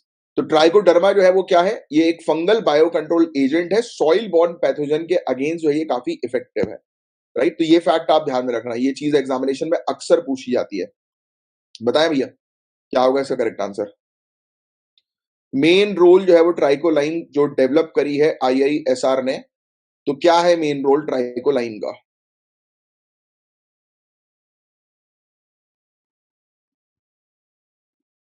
सी इज द करेक्ट आंसर। बहुत बढ़िया, सभी लोग बिल्कुल सही जवाब जो है वो दे रहे हैं। अभी थोड़ी देर पहले दीपेंद्र जी दिखे थे मुझे, स्टार्टिंग में, मतलब भग गए वो। यही सब करंट अफेयर्स बहुत इंपॉर्टेंट है, इसको छोड़ना बिल्कुल नहीं है। इंटरनेशनल एनर्जी एजेंसी की रिपोर्ट हम लोग को देखने को मिल रही है बायोफ्यूल के ऊपर। तो इंटरनेशनल एनर्जी की रिपोर्ट ने यह बताया है कि बायोफ्यूल जो है 2030 तक हमारे रोड ट्रांसपोर्ट में 6% का इनका कंट्रीब्यूशन होगा। तो 6% रोड ट्रांसपोर्टेशन में बायोफ्यूल्स हम लोग को नजर आएंगे। और एनवायरमेंट की क्लास में मैंने आपको पढ़ाया हुआ है कि बायोफ्यूल होते क्या है, काफी डिटेल में इसका एक अलग पूरा कंप्लीट चैप्टर था हमारी एनवायरमेंट वाली क्लास में। क्या परसेंटेज रोड ट्रांसपोर्ट का हम लोग को देखने को मिल रहा है कि बायोफ्यूल जो रिप्रेजेंट कर रहा है 2022 में, तो 2022 में अभी तो 5% है, बताया जा रहा है कि 2030 तक जो है वो 6% हो जाएगा। और ये लगभग 2.2 मिलियन, ये बीडी क्या है, कोई बता सकता है मुझे? 2.2 million BD, can anyone tell me कि बीडी क्या है? तो बीडी जो है यानी कि बैरल पर डे।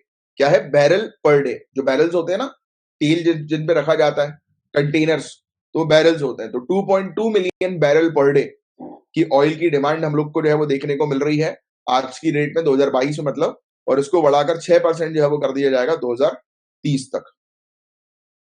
अच्छा, क्या मुझे बता सकते हो बायोफ्यूल जो है वो एनवायरमेंट के लिए बढ़िया रहता है क्या? जस्ट टेल मी यस और नो। क्या बायोफ्यूल जो है वो ग्रीन, मैं बोल सकता हूँ ग्रीन एनर्जी है, या जीरो वेस्ट बायोफ्यूल का है? कैन आई से दिस? क्या बताओ जरा कमेंट बॉक्स पे, फटाफट बताओ। बायोफ्यूल जो है वो क्या जीरो वेस्ट करता है? एनवायरमेंट के लिए बिल्कुल अच्छा है? नहीं। बायोफ्यूल के जो बाय प्रोडक्ट्स होते हैं ना, वो मीथेन होते हैं, कार्बन वो भी रिलीज करता है। तो it is not good for environment. तो क्यों हम बायोफ्यूल को प्रमोट जो है वो कर रहे हैं? तो कंपैरेटिवली जो है, अगर हम फॉसिल फ्यूल्स की बात करें, नॉन रिन्यूएबल एनर्जी की बात करें, तो उसके कंपैरिजन में बायोफ्यूल ज्यादा बेटर है। ये एक ऑर्गेनिक वेस्ट से जो है वो बना हुआ फ्यूल हम लोग को देखने को मिलता है। यस, ये एनवायरमेंट को हार्म करता है, बट कंपैरेटिवली जो है वो कम करता है। ठीक है, तो ये चीज आप थोड़ी सी ध्यान में रखिएगा। और आने वाले समय में जो है बायोडीजल की डिमांड भी जो है वो काफी ज्यादा बढ़ेगी। और बायोफ्यूल जो है वो काफी इंपॉर्टेंट रोल जो है वो प्ले करेगा फ्यूचर में ट्रांसपोर्टेशन सिस्टम के अंदर। और ये इंटरनेशनल एनर्जी एजेंसी की रिपोर्ट के अंदर ये भी मेंशन्ड है कि इलेक्ट्रिक व्हीकल्स जो है वो डिस्प्लेस करेंगे ऑयल की डिमांड को। तो आप देख ही रहे हैं कि हम ट्रांजिशन फेज पे आ रहे हैं, धीरे धीरे करके इलेक्ट्रिक व्हीकल्स को प्रमोट जो है वो किया जा रहा है। अब ये चीज बहुत इंपॉर्टेंट है थोड़ी सी नई, ई फ्यूल्स। इस चीज को जो है वो आप अपने जो एनवायरमेंट की जो क्लास जिन स्टूडेंट्स ने ऑलरेडी कर ली है, तो आपके यहाँ पर नोट्स आपने बनाए होंगे, तो वहां पर ई फ्यूल्स का एक नोट जो है वो आज ऐड कर देना। क्योंकि अल्टीमेटली करंट अफेयर जो होता है ना, वो आपको जनरल स्टडीज की काफी सारी चीजें देता है, एड ऑन्स। क्योंकि अपन इस तरीके से जनरल करंट अफेयर्स को पढ़ते हैं। ई फ्यूल जो है, जिसको इलेक्ट्रोफ्यूल्स कहते हैं, पहला पॉइंट तो ये लिख देना, ई फ्यूल्स यानी कि इलेक्ट्रोफ्यूल्स। दूसरा पॉइंट, ये एक सिंथेटिक फ्यूल हम लोग को देखने को मिलता है, जिसमें कार्बन डाइऑक्साइड को, कैप्चर्ड कार्बन डाइऑक्साइड का यूज होता है। मतलब जो एनवायरमेंट में कार्बन डाइऑक्साइड है ना, उसको, उसका जो है वो उपयोग जो है वो किया जाता है, या कार्बन मोनोऑक्साइड का। और हाइड्रोजन, तो आप देखिए कार्बन डाइऑक्साइड या कार्बन मोनोऑक्साइड और हाइड्रोजन, जो पानी से जो है वो स्प्लिट करवाया जाता है। मैंने आपको इलेक्ट्रोलिसिस की प्रोसेस जो है बताई थी कि हाइड्रोजन बनता कैसे है। भाई पानी के अंदर जो है वो इलेक्ट्रिक करंट को जो है पास करो, इलेक्ट्रोड डाल के, ऑक्सीजन एक तरफ आ जाएगा, हाइड्रोजन एक तरफ आ जाएगा। तो हाइड्रोजन जो होता है वो आपको मिल गया पानी से, क्योंकि H2O पानी का जो है वो फॉर्मूला है। तो आपको हाइड्रोजन पानी से मिल गया। एनवायरमेंट से हमने ये कार्बन को जो है वो कैप्चर कर लिया, कार्बन डाइऑक्साइड या कार्बन मोनोऑक्साइड, और उसके थ्रू जो है ये ई फ्यूल जो है वो बन गया। तो याद रखना, ठीक है। तो ये बहुत इंपॉर्टेंट है। जो प्रोसेस जो होती है, इसमें हाइड्रोजन को जो है वो बाइंड किया जाता है कार्बन डाइऑक्साइड के साथ हाई प्रेशर में, कैटलिस्ट का इस्तेमाल करके। तो ये ई फ्यूल्स कुछ नहीं है, ई फ्यूल्स को इलेक्ट्रोफ्यूल्स बोलेंगे। और इसमें इन्वॉल्व होता है कैप्चर्ड कार्बन डाइऑक्साइड या carbon monoxide plus hydrogen.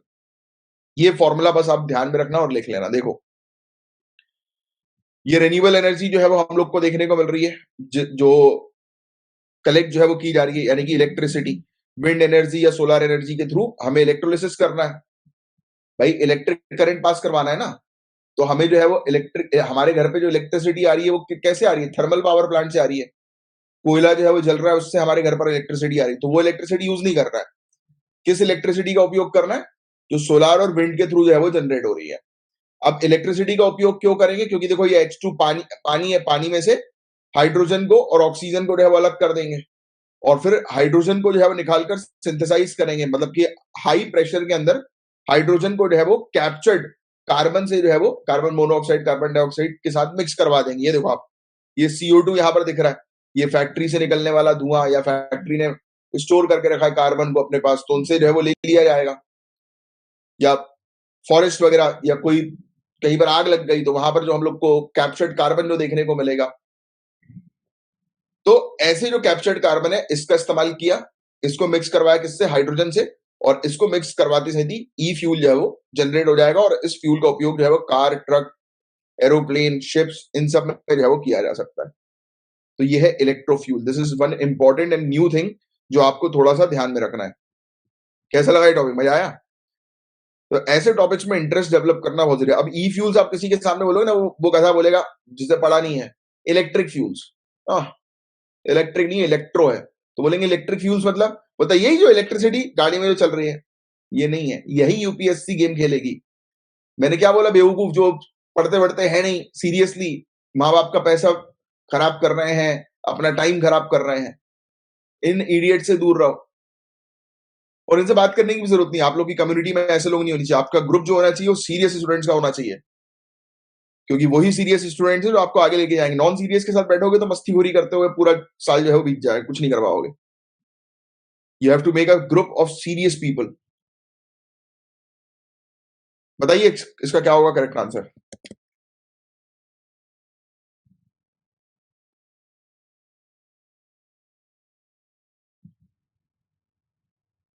Primary source hydrogen का क्या है ई फ्यूल्स के लिए? तो पानी को स्प्लिट किया जाता है सस्टेनेबल इलेक्ट्रिक सोर्सेस के लिए के थ्रू।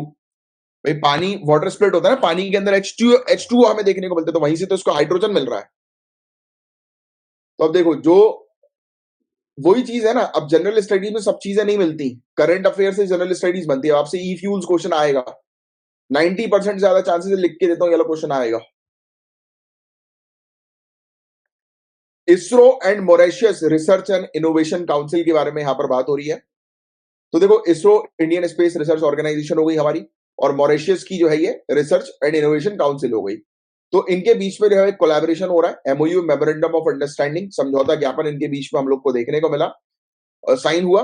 और किस पर्पस के लिए? तो ये मिलकर जो है वो ज्वाइंट स्मॉल सैटेलाइट बनाएंगे, राइट? जो छोटी छोटी सैटेलाइट जो है वो मिलकर तैयार जो है वो की जाएगी। बस ये चीज आप थोड़ी सी ध्यान में रखिएगा, बाकी इस टॉपिक के अंदर और कुछ नहीं है।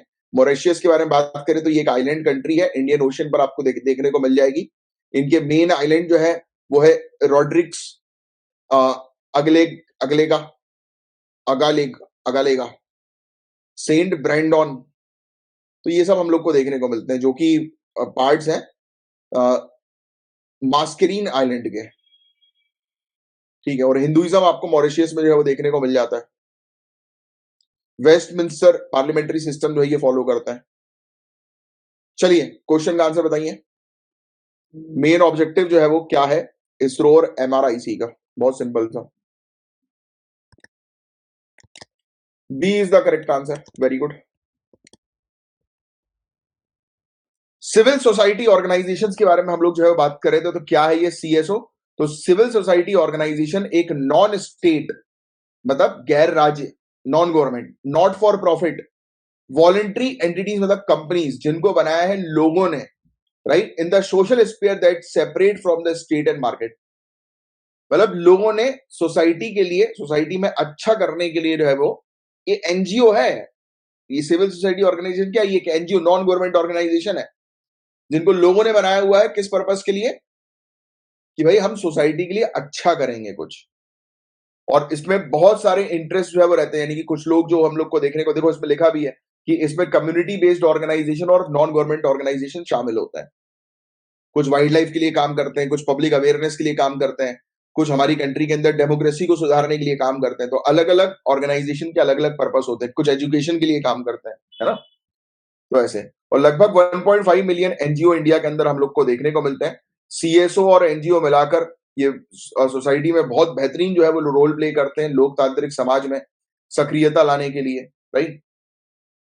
फिर एक्टिव, डाइवर्स और क्रिटिकल सिविल एंगेजमेंट के लिए कि भाई लोग बाग जो है वो सक्रिय रहें, राइट, जुड़े रहें, नागरिक जुड़ाव के लिए लोगों को इकट्ठा करना किसी पर्पस के लिए, तो ये सब काम इनके होते हैं। पॉलिसी बनाने में जो है वो ये काम करते हैं। ये मतलब इंडिविजुअली काम नहीं करते, ये प्रेशर ग्रुप एक प्रकार के हम लोग को देखने को मिलता है, जो सरकार के ऊपर एक प्रकार का प्रेशर क्रिएट करते हैं कि भाई पब्लिक की डिमांड और पब्लिक की डिमांड के अकॉर्डिंग जो है वो चीजें होनी चाहिए। बिकॉज आप जानते हो कि हमारी कंट्री के अंदर सबसे ज्यादा पावरफुल कौन है? तो मैंने आपको पॉलिटी पढ़ाई हुई है, तो ना प्राइम मिनिस्टर ना प्रेसिडेंट, लोग, जनता। क्योंकि जनता जो है we the people of India, preamble में पढ़ते हो ना आप लोग, क्यों बोला गया है? तो हमने अपने आप को ये कॉन्स्टिट्यूशन दिया, दैट मीन्स कि लोग इस कंट्री के पावरफुल हैं। क्यों? क्योंकि वो अपने नेता को जो है वो चुनते हैं, और नेता जो है वो उनके बिहाफ में जो है वो काम करते हैं, राइट। बट एक बार नेता जो है वो चुनने के बाद, पहले तो नेता आता है, बड़ा पैर वैर पड़ता है, हाथ जोड़ता है कि भाई साहब हमें वोट दीजिएगा, फिर देखिए हम क्या करते हैं। फिर एक बार वोट मिल गया तो 5 साल के लिए वो गायब। वो भाई साहब उससे आप मिलने भी जाओ तो वो आपको बाहर खड़ा कर देगा। मिठाई लेके जाओ तो मिठाई तो ऐसे साइड में रखेगा जैसे बॉम्ब लेके आ गए हो। ऐसा हुआ है पर्सनली मेरे साथ भी 1-2 बार। फिर बाद में फिर हम हम भी ऐसा वक्त लेके आ गए कि उसी नेता को वापस हमारे पास आना पड़ा। कहानी है समय समय की, ये पहिया है, गोल घूमता है। तो आज आपके साथ किसी ने गलत किया, don't worry about it, Karma. एक दिन ऐसा वक्त आएगा कि वो आपके माँ बाप के पैर पड़ेगा जिसने आपके साथ गलत किया, कि प्लीज मेरा ये काम करवा दो, उससे बोलकर। तो कहानी है। अब ध्यान सुनिए, कुछ एग्जांपल्स हम लोग को सिविल सोसाइटी ऑर्गेनाइजेशन के देखने को मिलते हैं। अब जैसे देखिए, एक ऑर्गेनाइजेशन सोशल जस्टिस की फील्ड का था, सामाजिक न्याय के लिए काम करता है, जिसका नाम है national campaign for Dalit human rights. तो ये बेसिकली दलित के राइट्स को जो है, दलित के अधिकारों को प्रमोट करता है, और दलित के साथ किसी प्रकार का जो है वो भेदभाव ना हो, उस पर जो है ये काम करता है। फिर एक हम लोग को जो है वो सशक्तिकरण के लिए देखने को मिलता है, प्रथम इनिशिएटिव। तो ये basically education, grass root level पर एजुकेशन को प्रमोट करता है। लिटरेसी लेवल जो है वो अंडर प्रिविलेज बच्चे, यानी कि वो बच्चे जो है, गरीब बच्चे जो है, पिछड़े वर्ग के जो है, तो उनको जो है वो पढ़ाने के ऊपर ध्यान देता है। फिर एक जो है वो गवर्नमेंट को अकाउंटेबल बनाने के ऊपर है, एसोसिएशन फॉर डेमोक्रेटिक रिफॉर्म। ये बेसिकली इलेक्टोरल और पॉलिटिकल रिफॉर्म्स, यानी कि फोकस करता है कि हमारी कंट्री के अंदर जो है वो नए चेंजेस आए, पॉलिटिकली लोग एक्टिव हों, कानून जो है वो इस प्रकार से रहे कि हमारी कंट्री डेमोक्रेटिक बनी रहे। फिर एनवायरमेंटल सस्टेनेबिलिटी, एक एनवायरमेंट के लिए काम करता है, जैसे ग्रीन पीस इंडिया, बहुत इंपॉर्टेंट है ये, राइट। फिर एक सिविक एजुकेशन और अवेयरनेस के ऊपर जो है वो काम करता है, जिसका नाम है association for democratic reform. Awareness जो है वो क्रिएट करता है लोगों के बीच में, डेमोक्रेटिक वैल्यू से रिलेटेड, पूरी इलेक्शन की प्रोसेस कैसे होती है तो उसके बारे में बताता है, राइट। लोगों के अधिकार को जो है वो के बारे में बताता है, फंडामेंटल राइट्स को जो है वो प्रमोट करता है। फिर एक जो है वो ह्यूमैनिटेरियन क्राइसिस जो हो जाता है, यानी कि कहीं पर भी कोई इशू आ गया, मानवीय संकट कहीं पर भी पड़ा, तो उसके लिए काम करता है गूंज, डिजास्टर रिलीफ के लिए। कहीं कोई अर्थक्वेक आ गया, कुछ आ गया, तो ये ऑर्गेनाइजेशन जो है वो काम करता है। फिर एक फ्रीडम ऑफ एक्सप्रेशन पर जो है वो को प्रमोट करता है, रिपोर्टर्स विदाउट बॉर्डर।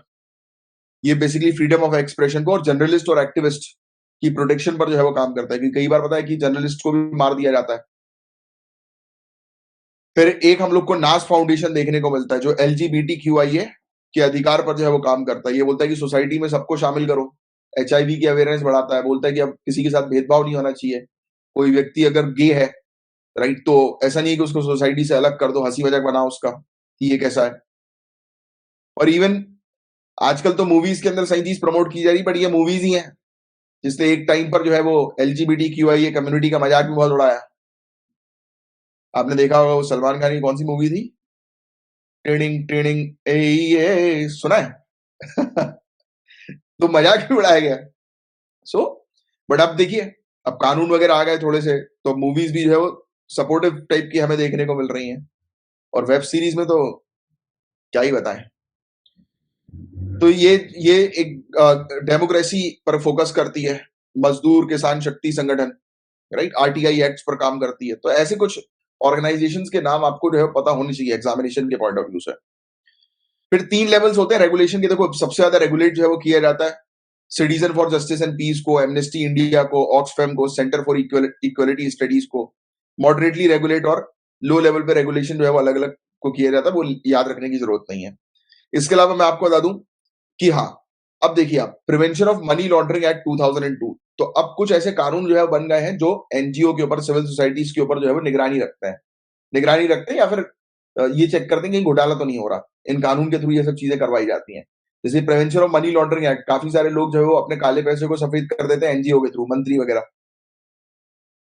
फॉरेन में पैसा भेजा हवाला के थ्रू, वहां पे शेल कंपनीज के थ्रू जो है वो शो करवा दिया कि प्रॉफिट हो गया, और वहां से एनजीओ को डोनेशन दिलवा दिया, और वो पैसा जो है वो कुछ परसेंट एनजीओ ने काट लिया और दे दिया मंत्री जी को, ब्लैक टू व्हाइट करवा दिया।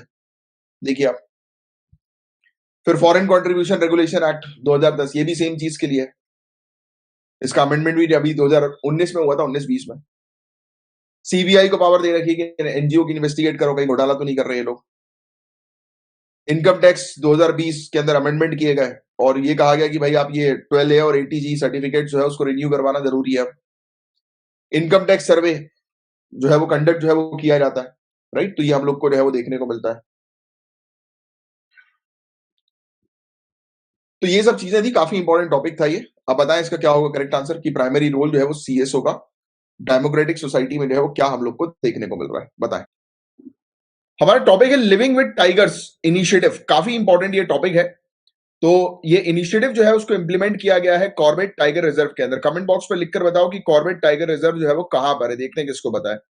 ये इनिशिएटिव जो है वो कॉर्बेट टाइगर रिजर्व का हम लोग को देखने को मिलता है, लिविंग विद टाइगर्स। तो ये चीज जो है वो आप थोड़ी सी ध्यान में रखना, ये पहल है, राइट। इसके अंदर डिजिटल और इंटेंसिव पेट्रोलिंग पर काम किया जा रहा है, यानी कि पेट्रोलिंग प्रॉपर तरीके से की जाएगी, डिजिटल टेक्नोलॉजी का उपयोग किया जाएगा पेट्रोलिंग के लिए। हैबिटेट मैनेजमेंट पर काम किया जा रहा है, यानी कि जो आवास होते हैं शेर के, राइट, तो उस आवास को प्रॉपर तरीके से मैनेज करना कि उसको कोई कमी नहीं आनी चाहिए, उसके प्रोटेक्शन के लिए स्ट्रेटेजिक कॉरिडोर्स बनाए जाएंगे जहां से शेर जो है वो पास हो सके, किसी प्रकार का मैन एनिमल कॉन्फ्लिक्ट ना हो। कम्युनिटी को जो है वो इन्वॉल्व किया जाएगा, और इसमें ये इनिशिएटिव है लिविंग विद टाइगर्स इनिशिएटिव और कॉर्बी हनी प्रोजेक्ट।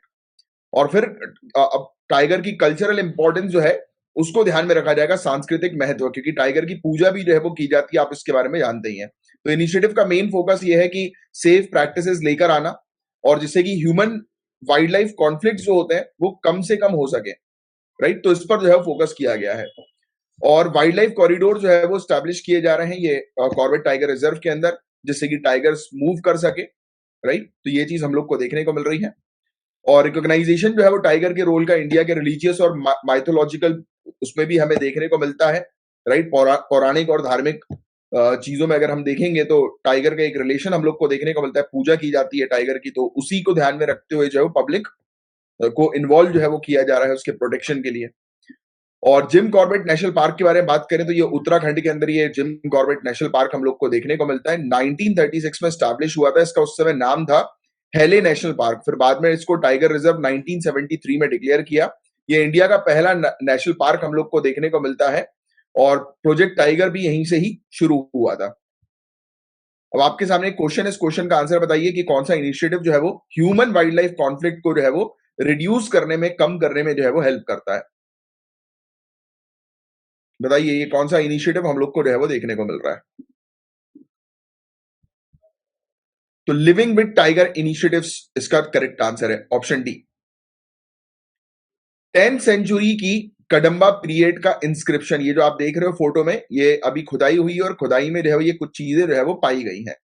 10वीं सेंचुरी का ये इंस्क्रिप्शन है, हम लोग को शिलालेख हम लोग को देखने को मिल रहा है 10वीं शताब्दी का, और ये सदन गोवा पर जो है वो डिस्कवर हुआ है एक महादेव मंदिर में, राइट। और ये बताया जाता है कि ये किस चीज के बारे में इसके अंदर मेंशन है, तो डेथ हुई थी गुंडेयाई की, राइट। गुंडेया की मृत्यु जो है उसका स्मरण जो है वो कराता है, उसकी मेमोरी में हम लोग को देखने को मिलता है ये शिलालेख। और ये गोवा के बंदरगाह के गोपुर को कब्जा करने की, अपने पिता की इच्छा को पूरा करने के लिए लड़े और मर गए थे।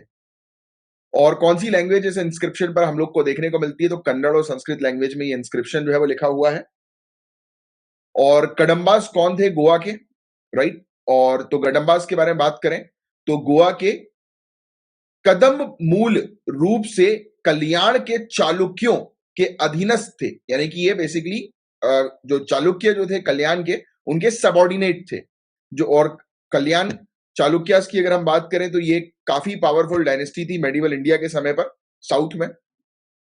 और फिर इसके अलावा हम लोग को जो है वो देखने को मिलता है कदम शास्ता देव, ये एक प्रोमिनेंट फिगर है कदम्बाज में, जिनको अपॉइंट किया गया था किसके तौर पर, ये हम लोग को महामंडलेश्वर के रूप में जो है वो नियुक्त हुए थे। गोवा के महामंडलेश्वर चालुक्यन एम्पायर के दौरान, उस समय एम्परर जो था, जो राजा जो था, उसका नाम जो था वो था तेलापा, राइट। तो ये फैक्ट थोड़ा सा जो है वो आप ध्यान में रखिएगा। फिर चालुक्यास ने अलायंस जो है वो किया कदम्बास के साथ, कदम्बा सशस्त्र देव के साथ, और मिलिट्री सक्सेस जो है वो हासिल करी और वहां से राष्ट्रकूटा को जो है वो हटा दिया। और इन्होंने जो है वो चंदवारा करके एक सिटी है उसके ऊपर अपना कब्जा किया, और बाद में जो है वो इन्होंने जो बंदरगाह जो है गोवा के, तो उस पर अपना कब्जा जो है वो कर लिया। तो आपको बताना है कि कदम्बा सशस्त्र देव जो है वो अपॉइंट किए गए थे, जो चालुक्यन एम्पायर तेलापस सेकंड के समय पर किस पद पर ये अपॉइंट किए गए थे। तो ये महामंडलेश्वर गोवा के पद पर जो है वो अपॉइंट किए गए थे। तो इसका करेक्ट आंसर जो होगा वो होगा सी। प्रेरणा के बारे में हम लोग जो है वो चर्चा करेंगे, बहुत इंपॉर्टेंट टॉपिक है। प्रेरणा एक एक्सपेरिमेंशियल लर्निंग प्रोग्राम हम लोग को देखने को मिल रहा है। तो प्रेरणा का ऑब्जेक्टिव जो है वो क्या है, प्रेरणा का उद्देश्य जो है वो क्या है। तो उद्देश्य इस प्रोग्राम का ये है, मीनिंगफुल, यूनिक, इंस्पायरिंग एक्सपीरियंस जो है वो प्रोवाइड कराना 9वीं से लेकर 12वीं क्लास के बच्चों को, और उनको एक हफ्ते का जो है वो रेसिडेंशियल इनिशिएटिव्स वर्नाकुलर स्कूल्स में ये हम लोग को देखने को, यानी कि एक हफ्ते तक बच्चे स्कूल में रहकर बहुत सारी स्किल्स जो है वो सीखेंगे। स्टूडेंट्स को गाइड करेंगे मेंटर्स, जो कि प्रेस्टिजियस इंस्टीट्यूशन से आएंगे इस प्रोग्राम के दौरान, राइट। और करिकुलम एक्टिविटीज में योगा करवाया जाएगा, माइंडफुलनेस जो है वो सिखाया जाएगा, मेडिटेशन सिखाया जाएगा, एक्सपीरियंशियल लर्निंग हम लोग को जो है वो देखने को मिलेगी, अनुभवात्मक शिक्षा हम लोग को देखने को मिलेगी, थीमेटिक सेशंस यहाँ पर हम लोग को जो है वो देखने को मिलेंगे, राइट। विषयगत सत्र होगा, विषय के आधार पर कुछ सेशंस होंगे, राइट। और एंशिएंट हेरिटेज साइट्स पर बच्चों को ले जाया जाएगा। फोकस जो है वो इस करिकुलम का हम लोग को जो है वो देखने को मिलता है, 9 चीजों पर ये टारगेट कर रहे हैं, 9 थीम्स हैं। प्रोग्राम जो है वो इंकरेज करेगा पार्टिसिपेंट्स को कि उनके अंदर वासुदेव कुटुंबकम की भावना जो है वो डेवलप हो, राइट। और इंडिया को डेवलप बनाने में बच्चे जो है वो कंट्रीब्यूट करें, इस चीज को मेनली ध्यान में रखा गया है। तो किस एज ग्रुप के लिए प्रेरणा प्रोग्राम है, किस क्लास के लिए, मतलब कौन सी क्लास से कौन सी क्लास तक के बच्चों के लिए, तो 9वीं से 12वीं क्लास तक के बच्चों के लिए ये प्रोग्राम हम लोग को देखने को मिलता है। तो ये इस प्रकार के क्वेश्चंस आते हैं, तो प्रॉपर तरीके से आपको ध्यान देना है। पृथ्वी विज्ञान स्कीम के बारे में हम लोग जो है वो चर्चा करेंगे। तो पृथ्वी विज्ञान स्कीम लॉन्च करी है इंडियन गवर्नमेंट ने, मिनिस्ट्री ऑफ साइंस के द्वारा इसको लॉन्च किया गया है, और 2021 से 2026 के पीरियड में ये स्कीम हम लोग को देखने को मिलेगी। पृथ्वी विज्ञान स्कीम का मेन ऑब्जेक्टिव ये है कि ऑब्जर्व करना धरती के सिस्टम को, एक मॉडल सिस्टम जो है वो डेवलप करना वेदर प्रेडिक्शन के लिए, यानी कि मौसम की भविष्यवाणी के लिए, और पोलार और हाई सीज रीजन को एक्सप्लोर करना, राइट। और टेक्नोलॉजी जो है वो ओशियन रिसोर्सेज के लिए बनाना, यानी कि हर चीज इसके अंदर जो है वो कवर कर दी, वेदर प्रेडिक्शन कवर कर दिया, जो पोलार एरियाज है उन पर रिसर्च के लिए चीजें इसके अंदर शामिल करी हैं। फिर इसके अलावा ये जो है ओशियन पर भी रिसर्च करेंगे, तो उसके लिए एक चीज हम लोग को देखने को मिल रही है। तो इसमें बेसिकली 5 सब स्कीम्स है, अक्रॉस, ओ स्मार्ट, पेसर, सेज और रीच आउट। अक्रॉस जिसका फुल फॉर्म हम लोग को जो है वो देखने को मिलता है atmosphere and climate research modelling observing system and services, जिसका फोकस ये है कि बेसिकली एक डायनेमिक मॉडल जो है वो प्रोवाइड कराना वेदर फोरकास्टिंग के लिए, राइट। और रीच आउट सब स्कीम जो है पृथ्वी विज्ञान स्कीम के अंदर, जिसका फुल फॉर्म है research education training and outreach, जिसका मेन टारगेट ये है कि धरती की जो है वो रिसर्च करना, स्किल्ड मैन पावर जो है वो डेवलप करना ये अर्थ सिस्टम साइंसेस के लिए। अब आपके सामने क्वेश्चन है, इसका आंसर तो मैं ही बताऊंगा आपको। ये पृथ्वी विज्ञान स्कीम के अंदर जिसमें आपको बताया कि 5 चीजें हम लोग को देखने को मिल रही हैं, तो इनमें से ये क्वेश्चन पूछा गया कि समुद्र के लिए जो है वो कौन सी चीज थी, तो वो ओ स्मार्ट थी। तो मैं आपको बता दूं इस स्कीम के अंदर 5 सब स्कीम्स हैं। एक अक्रॉस, जिसके बारे में आपको ऑलरेडी जो है बता चुका हूं, atmosphere and climate research modelling observing system and service. तो अक्रॉस का ऑब्जेक्टिव ये वेदर फोरकास्टिंग करना। Ocean services modelling application resource and technology, जो ओ स्मार्ट है, जो कि ओशियन पर रिसर्च करेगी। फिर पोलार एरिया के ऊपर रिसर्च करने के लिए polar science and cryosphere research, pacer हम लोग को देखने को मिल रहा है। अर्थक्वेक वगैरह पर रिसर्च करने के लिए धरती के जो सरफेस है उसको रिसर्च करने के लिए सिस्मोलॉजी एंड जियो साइंसेज हम लोग को देखने को मिल रही है। और मैन पावर जो है वो स्किल्ड मैन पावर जो है वो लाने के लिए research education training and outreach यानी कि रीच आउट हम लोग को देखने को मिल रही है। तो ये 5 सब स्कीम जो है वो विज्ञान पृथ्वी विज्ञान स्कीम के अंदर हम लोग को देखने को मिल रही है। तो ये कुछ फैक्ट्स हैं जो बहुत इंपॉर्टेंट है, जो आपको ध्यान में रखना है। आपको याद आ रहा होगा कुछ समय पहले मैंने आप लोग को जो है पढ़ाया था direct to mobile technology, right? कि बिना किसी इंटरनेट की मदद से जो है वो डायरेक्ट आप जो है वो मोबाइल फोन पर जो है वो कनेक्ट कर सकते हो, राइट? ये काफी हेल्प करता है डिजास्टर के समय पर, रिस्क के समय पर, राइट? कि बिना किसी इंटरनेट के कनेक्शन के डायरेक्ट फ्रीक्वेंसी के माध्यम से जो है वो मोबाइल फोन पर कनेक्ट किया जा सकता है। तो ऐसे ही हम लोग को जो है वो देखने को मिल रहा है स्टारलिंक की सैटेलाइट का जो है वो पहला सेट हम लोग को देखने को मिल रहा है, जिसमें डायरेक्ट टू सेल कैपेबिलिटीज जो है वो शामिल की गई है, जिसको स्पेसएक्स ने जो है वो लॉन्च किया है। तो ये चीज हम लोग को देखने को मिल रही है और इसके बारे में पहले भी आप लोग जो है पढ़ चुके हैं। जिस प्रकार से एफएम रेडियो काम करता है ना फ्रीक्वेंसी पे, एफएम रेडियो में ना आपको इंटरनेट की आवश्यकता, ना कोई सब्सक्रिप्शन प्लान लेना है, डायरेक्टली जो है वो आपको एफएम पर जो है वो गाने वगैरह जैसी आप वो फ्रीक्वेंसी मैच करते हो तो आपको गाने सुनाई देते हैं, न्यूज सुनाई देती है। तो ऐसे ही जो है वो ये डायरेक्ट मोबाइल पर जो है वो ब्रॉडकास्टिंग के लिए ये हम लोग को देखने को मिल रहा है। मैंने आपको पिछली टॉपिक में पढ़ाया था कि ब्रॉडकास्टिंग जो है और ब्रॉडबैंड, इन दोनों में जो है वो क्या डिफरेंस है, तो इसके बारे में हमने चर्चा भी करी थी।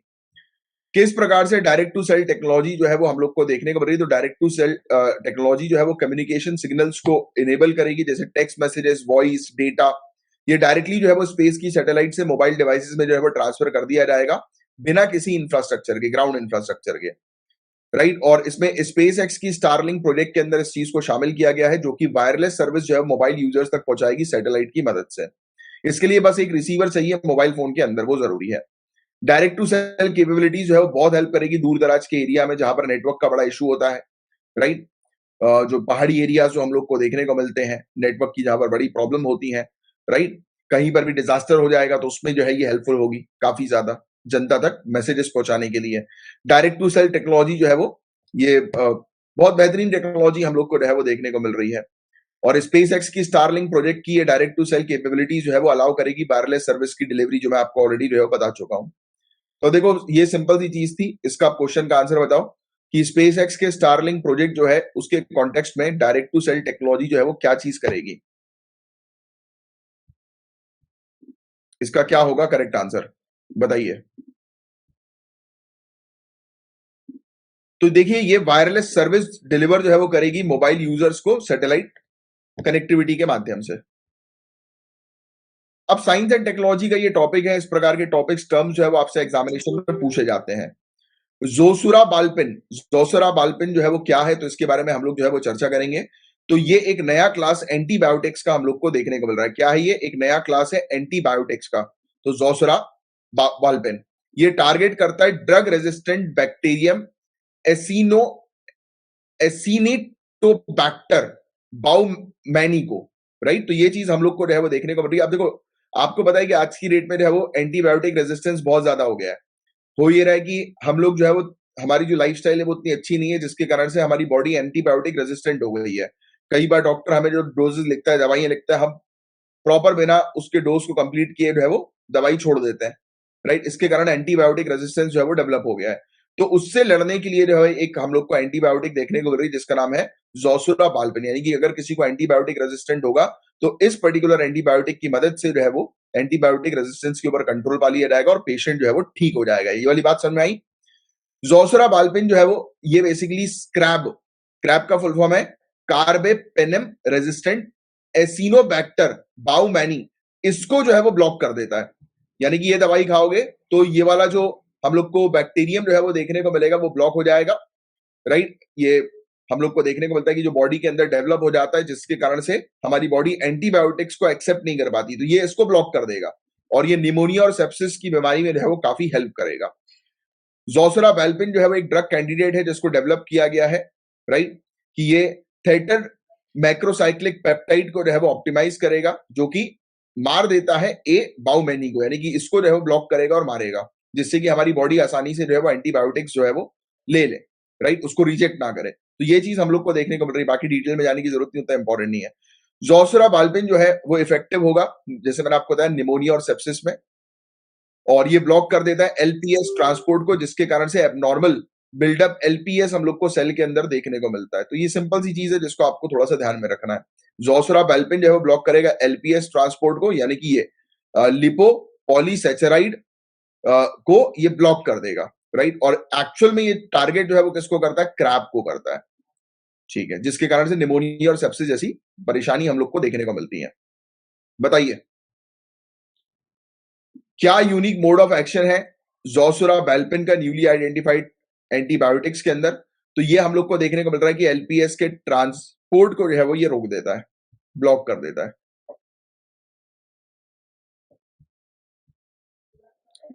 सभी को बात समझ में आ रही है? चलिए, एंटी कैंसर ड्रग कैम्टोथीसिन हम लोग को देखने को मिल रहा है, सीपीटी कैम्टोथीसिन। मेरे साथ रिपीट करो, बोलो कैम्टोथीसिन। क्वेश्चन ये आएगा कि कैम्टोथीसिन जो है वो अभी रिसेंटली न्यूज में था, क्या है ये?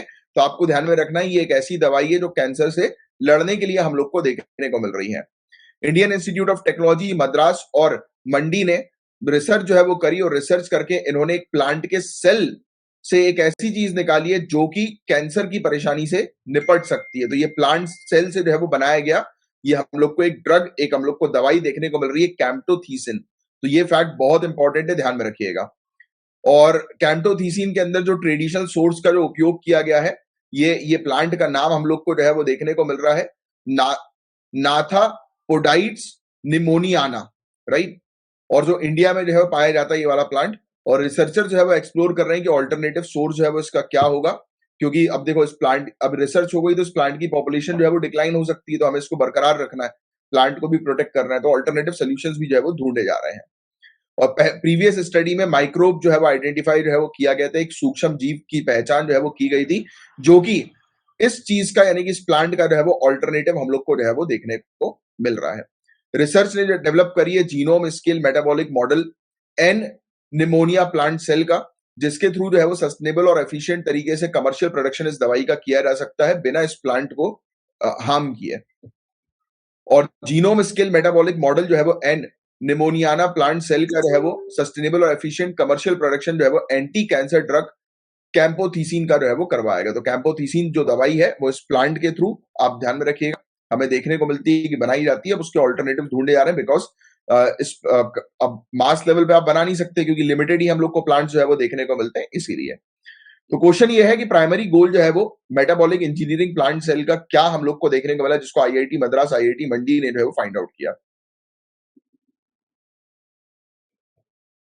तो इंक्रीजिंग कैप्टोथीसिन प्रोडक्शन, तो ये मेन इनका ऑब्जेक्टिव था कि कैप्टोथीसिन प्रोडक्शन को अल्टरनेट रूट के थ्रू जो है वो इंक्रीज करवाना, बढ़ाना। अब नेक्स्ट जो हमारा टॉपिक है काफी ज्यादा इंपॉर्टेंट है, इंडियन नेवी मरीन कमांडोज का, मार्कोस का हम लोग को टॉपिक देखने को मिल रहा है। रिसेंटली अभी हुआ ये था कि नॉर्थ अरेबियन सी पर एक लाइबेरिया का जो है वो एक जहाज था, जिसको प्राइवेट हाईजैकर जो है वो हाईजैक कर रहे थे। तो इसको सक्सेसफुली जो है वो रोक दिया है, काउंटर कर दिया है हमारी मार्कोस ने। मार्कोस का जो है फॉर्मल नेम हम लोग को देखने को मिलता है मरीन कमांडो फोर्स। मार्कोस बनाई गई थी 1987 में, और इसका मेन ऑब्जेक्टिव ये होता है कि ये सी, एयर और लैंड तीनों जगह पर स्पेशल ऑपरेशंस करते हैं इनके कमांडो। मोटो मार्कोस का है द फ्यू द फियरलेस, तो ये इनका आदर्श वाक्य है।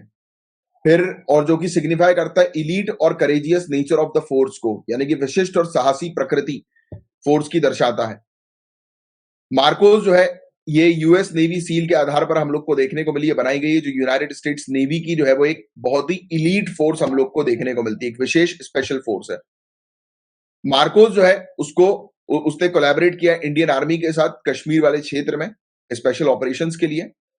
मार्कोस में जो ऑपरेशंस कंडक्ट हुए, इवन 26/11 मुंबई अटैक में भी इनका एक मेजर रोल था। साइक्लोन मिशन, पवन, लीच, कैक्टस, इन सब मिशंस या इन सब ऑपरेशंस को जो है मार्कोस ने कंडक्ट किया है। तो ये कुछ फैक्ट्स हैं जो आपको थोड़ा सा ध्यान में रखना है। इंडियन इंस्टीट्यूट ऑफ साइंस ने जो है स्टडी करी है कुछ चिड़ियाओं के ऊपर जो पहाड़ी क्षेत्र में रहती है, और उस रिपोर्ट में हम लोग को ये चीज समझ में आ रही है कि क्लाइमेट चेंज के कारण ये पहाड़ी क्षेत्र की जो चिड़िया उनको काफी नुकसान हो रहा है। क्या मुझे आप बता सकते हो कि eagle Nest wildlife century जो है वो कहां पर है? कमेंट बॉक्स पर लिखकर बताइए। और क्या ट्रॉपिकल माउंटेन फॉरेस्ट जो है हमें देखने को मिलता है eagle Nest wildlife century, जहां पर हम लोग को नजर आती है ट्रॉपिकल माउंटेन फॉरेस्ट वाले एरिया पे। तो क्यों इसको जो है वो बायोडायवर्सिटी हॉटस्पॉट जो है वो माना जाता है? तो ट्रॉपिकल माउंटेन फॉरेस्ट को जो है वो एक बहुत ही इंपॉर्टेंट बायोडायवर्सिटी हॉटस्पॉट माना जाता है। अब मैंने आपको एनवायरमेंट की क्लास में बायोडायवर्सिटी हॉटस्पॉट्स पढ़ाए हुए हैं, तो मैंने आपको बताया हुआ था कि किस प्रकार से जो है वो जिस एरिया पर ज्यादा से ज्यादा प्रजातियां जो है वो पाई जाती है, उस एरिया को बायोडायवर्सिटी हॉटस्पॉट जो है वो कहा जाता है। और आज की डेट में टेम्परेचर जो बढ़ता जा रहा है, इसके कारण ये देखा गया है कि ये जो चिड़िया की प्रजाति जो है ये माउंटेन में ऊपर की तरफ जा रही है, क्योंकि इनको थोड़ी सी ठंडक जो है वो चाहिए होती है। अब गर्मी जो है बढ़ने के कारण इनका मूवमेंट ऊपर की तरफ जो है वो होता हुआ नजर आ रहा है। और ये स्टडी काफी ज्यादा इंपॉर्टेंट है, ये ध्यान देने के लिए कि भाई हमें क्लाइमेट चेंज की प्रॉब्लम से जल्दी जो है वो निकलना है, नहीं तो बहुत सारी प्रजाति जो है वो लुप्त होने के खतरे में आ जाएंगी। तो आपको मैं बता दूं, eagle Nest wildlife century जो है वो है अरुणाचल प्रदेश में, जो मैंने आपसे क्वेश्चन पूछा था। राइट, ये अपनी रिच बर्ड लाइफ के लिए जानी जाती है।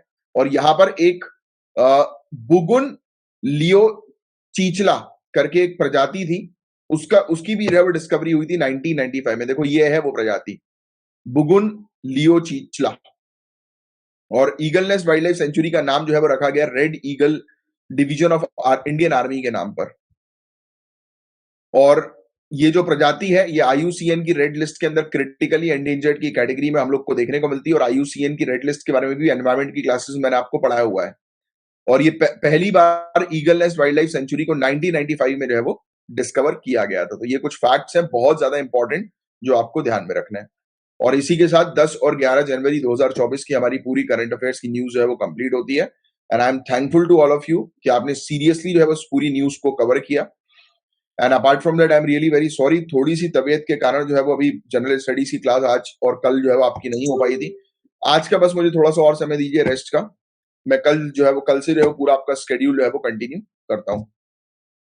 आज और थोड़ा रेस्ट करता हूँ, जिससे कि थोड़ा ठीक लगे कि कल से जो है वो पूरी चीजें प्रॉपर अपनी टाइम पर जो है वो हो जाए।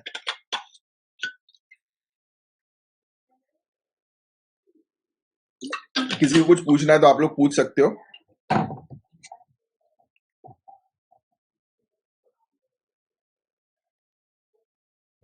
चलिए साइन ऑफ करता हूं, हम लोग मिलेंगे नेक्स्ट क्लास में। तब तक के लिए bye bye, take care, have a great day ahead. जय हिंद। और आप लोग भी अब थोड़ा सा प्रोटेक्टिव रहो यार, क्योंकि मुझे तो फूड पॉइजनिंग हो गई और प्लस सबसे बड़ी प्रॉब्लम ये हुई कि मॉर्निंग में क्या अर्ली कल लेट नाइट हो गया था परसों, और उसके कारण ठंड लग गई और फीवर वगैरह आ गया। तो थोड़ा आप भी प्रोटेक्टेड रहो भाई। चलिए, जय हिंद एवरीवन। स्टूडेंट्स, अगर आप सिविल सर्विसेज की तैयारी कर रहे हैं, आईएएस, आईपीएस, एसडीएम, डीएसपी या कोई भी गवर्नमेंट एग्जामिनेशन को क्रैक करना चाहते हैं, तो ये वीडियो एंड तक जरूर देखिएगा। सबसे पहले तो मैं आपको बता दूं कि हम क्या क्लेम करते हैं। हम ये क्लेम करते हैं कि 80% क्वेश्चंस एग्जामिनेशन में हमारी पढ़ाई गई क्लासेस और नोट से नहीं आए तो पूरी फीस वापस। और फीस को लेकर चिंता मत करना, आगे तक देखते जाओ, मजा आने वाला है। अब दिमाग में सवाल आएगा कि ऐसा कैसा क्लेम कर रहे हैं कि 80% क्वेश्चन एग्जामिनेशन में इनकी पढ़ाई गई क्लासेस से आता है। तो मैं आपको क्लियर कट बता दूं, हम बिल्कुल बेसिक, बिल्कुल स्क्रैच से पूरी चीज कवर कराते हैं सिलेबस के अकॉर्डिंग, जो सभी गवर्नमेंट एग्जामिनेशन के लिए काफी इंपॉर्टेंट होता है। यानी कि यूपीएससी सिविल सर्विसेज में प्रीलिम्स, मेंस, इंटरव्यू लेवल की कंप्लीट प्रिपरेशन। और कोई भी गवर्नमेंट एग्जामिनेशन के अंदर जो हम जनरल स्टडीज का कोर्स आपको प्रोवाइड कराएंगे, वो पूरा का पूरा जो है वो आपके लिए सफिशिएंट होने वाला है, प्रीलिम्स, मेंस सबके लिए। इसके अलावा क्लासेस हम लोग कहां पर कंडक्ट करवाते हैं, तो हमारी एप्लीकेशन पर। हमारी एप्लीकेशन है, ये इसका नाम लिखा हुआ है, झांसर एकेडमी फॉर आईएएस, जो आपको प्ले स्टोर, ऐप स्टोर पर जो है वो मिल जाएगी, जहां से आप डाउनलोड कर सकते हैं और वहां पर आप कोर्स ले सकते हैं। बात करते हैं कोर्स की फीस क्या है। तो कोर्स की फीस में बताने से पहले आपको बताता हूं क्या क्या मिलेगा आपको कोर्स में। 500 से भी ज्यादा घंटों की लाइव क्लासेस, 280 से भी ज्यादा घंटों की करंट अफेयर्स की free class, free current affairs की क्लास। यानी कि अगर आप कोर्स नहीं भी ले रहे हैं तो रोज आपको करंट अफेयर्स की फ्री क्लास जो है वो लाइव हमारी एप्लीकेशन पर मिलेगी, प्लस उसकी रिकॉर्डिंग, प्लस उसकी पीडीएफ भी। इंग्लिश मीडियम, हिंदी मीडियम दोनों की क्लासेस अवेलेबल है। प्रॉपर आपको स्टडी मटेरियल दिया जाएगा, प्रॉपर नोट्स बनवाए जाएंगे क्लास में। और इतना बड़ा जो हम लोग क्लेम कर रहे हैं कि 80% एग्जामिनेशन में क्वेश्चंस हमारी प्रोवाइड की गई क्लासेस और नोट से आएंगे, उसके हर सैटरडे को प्रूफ देते हैं।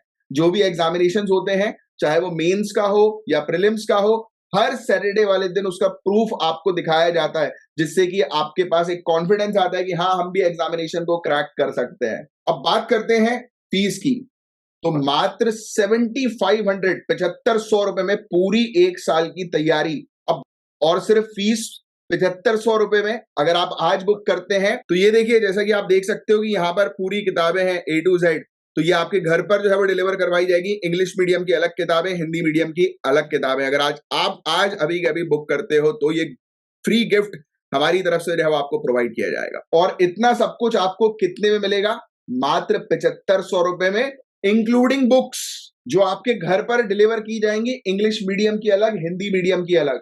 जो आपके, तो देरी मत करो, नीचे जो आपको बटन दिखाई दे रहा है लर्न मोर का या बाय नाउ का, उस पर क्लिक करो, डायरेक्ट कोर्स पे जाओ और कोर्स परचेज करो। जब आप कोर्स परचेज करोगे उसके बाद आपकी 1-to-1 लाइव काउंसलिंग होगी, और जिस काउंसलिंग में आपकी पूरी स्ट्रेटेजी बनवाई जाएगी कि कैसे इस एग्जामिनेशन को आप क्रैक कर सकते हो इजीली। सो देरी मत करो, तुरंत की तुरंत आज ही अपना एग्जामिनेशन क्रैक करने का सपना जो है वो साकार करो। जय हिंद।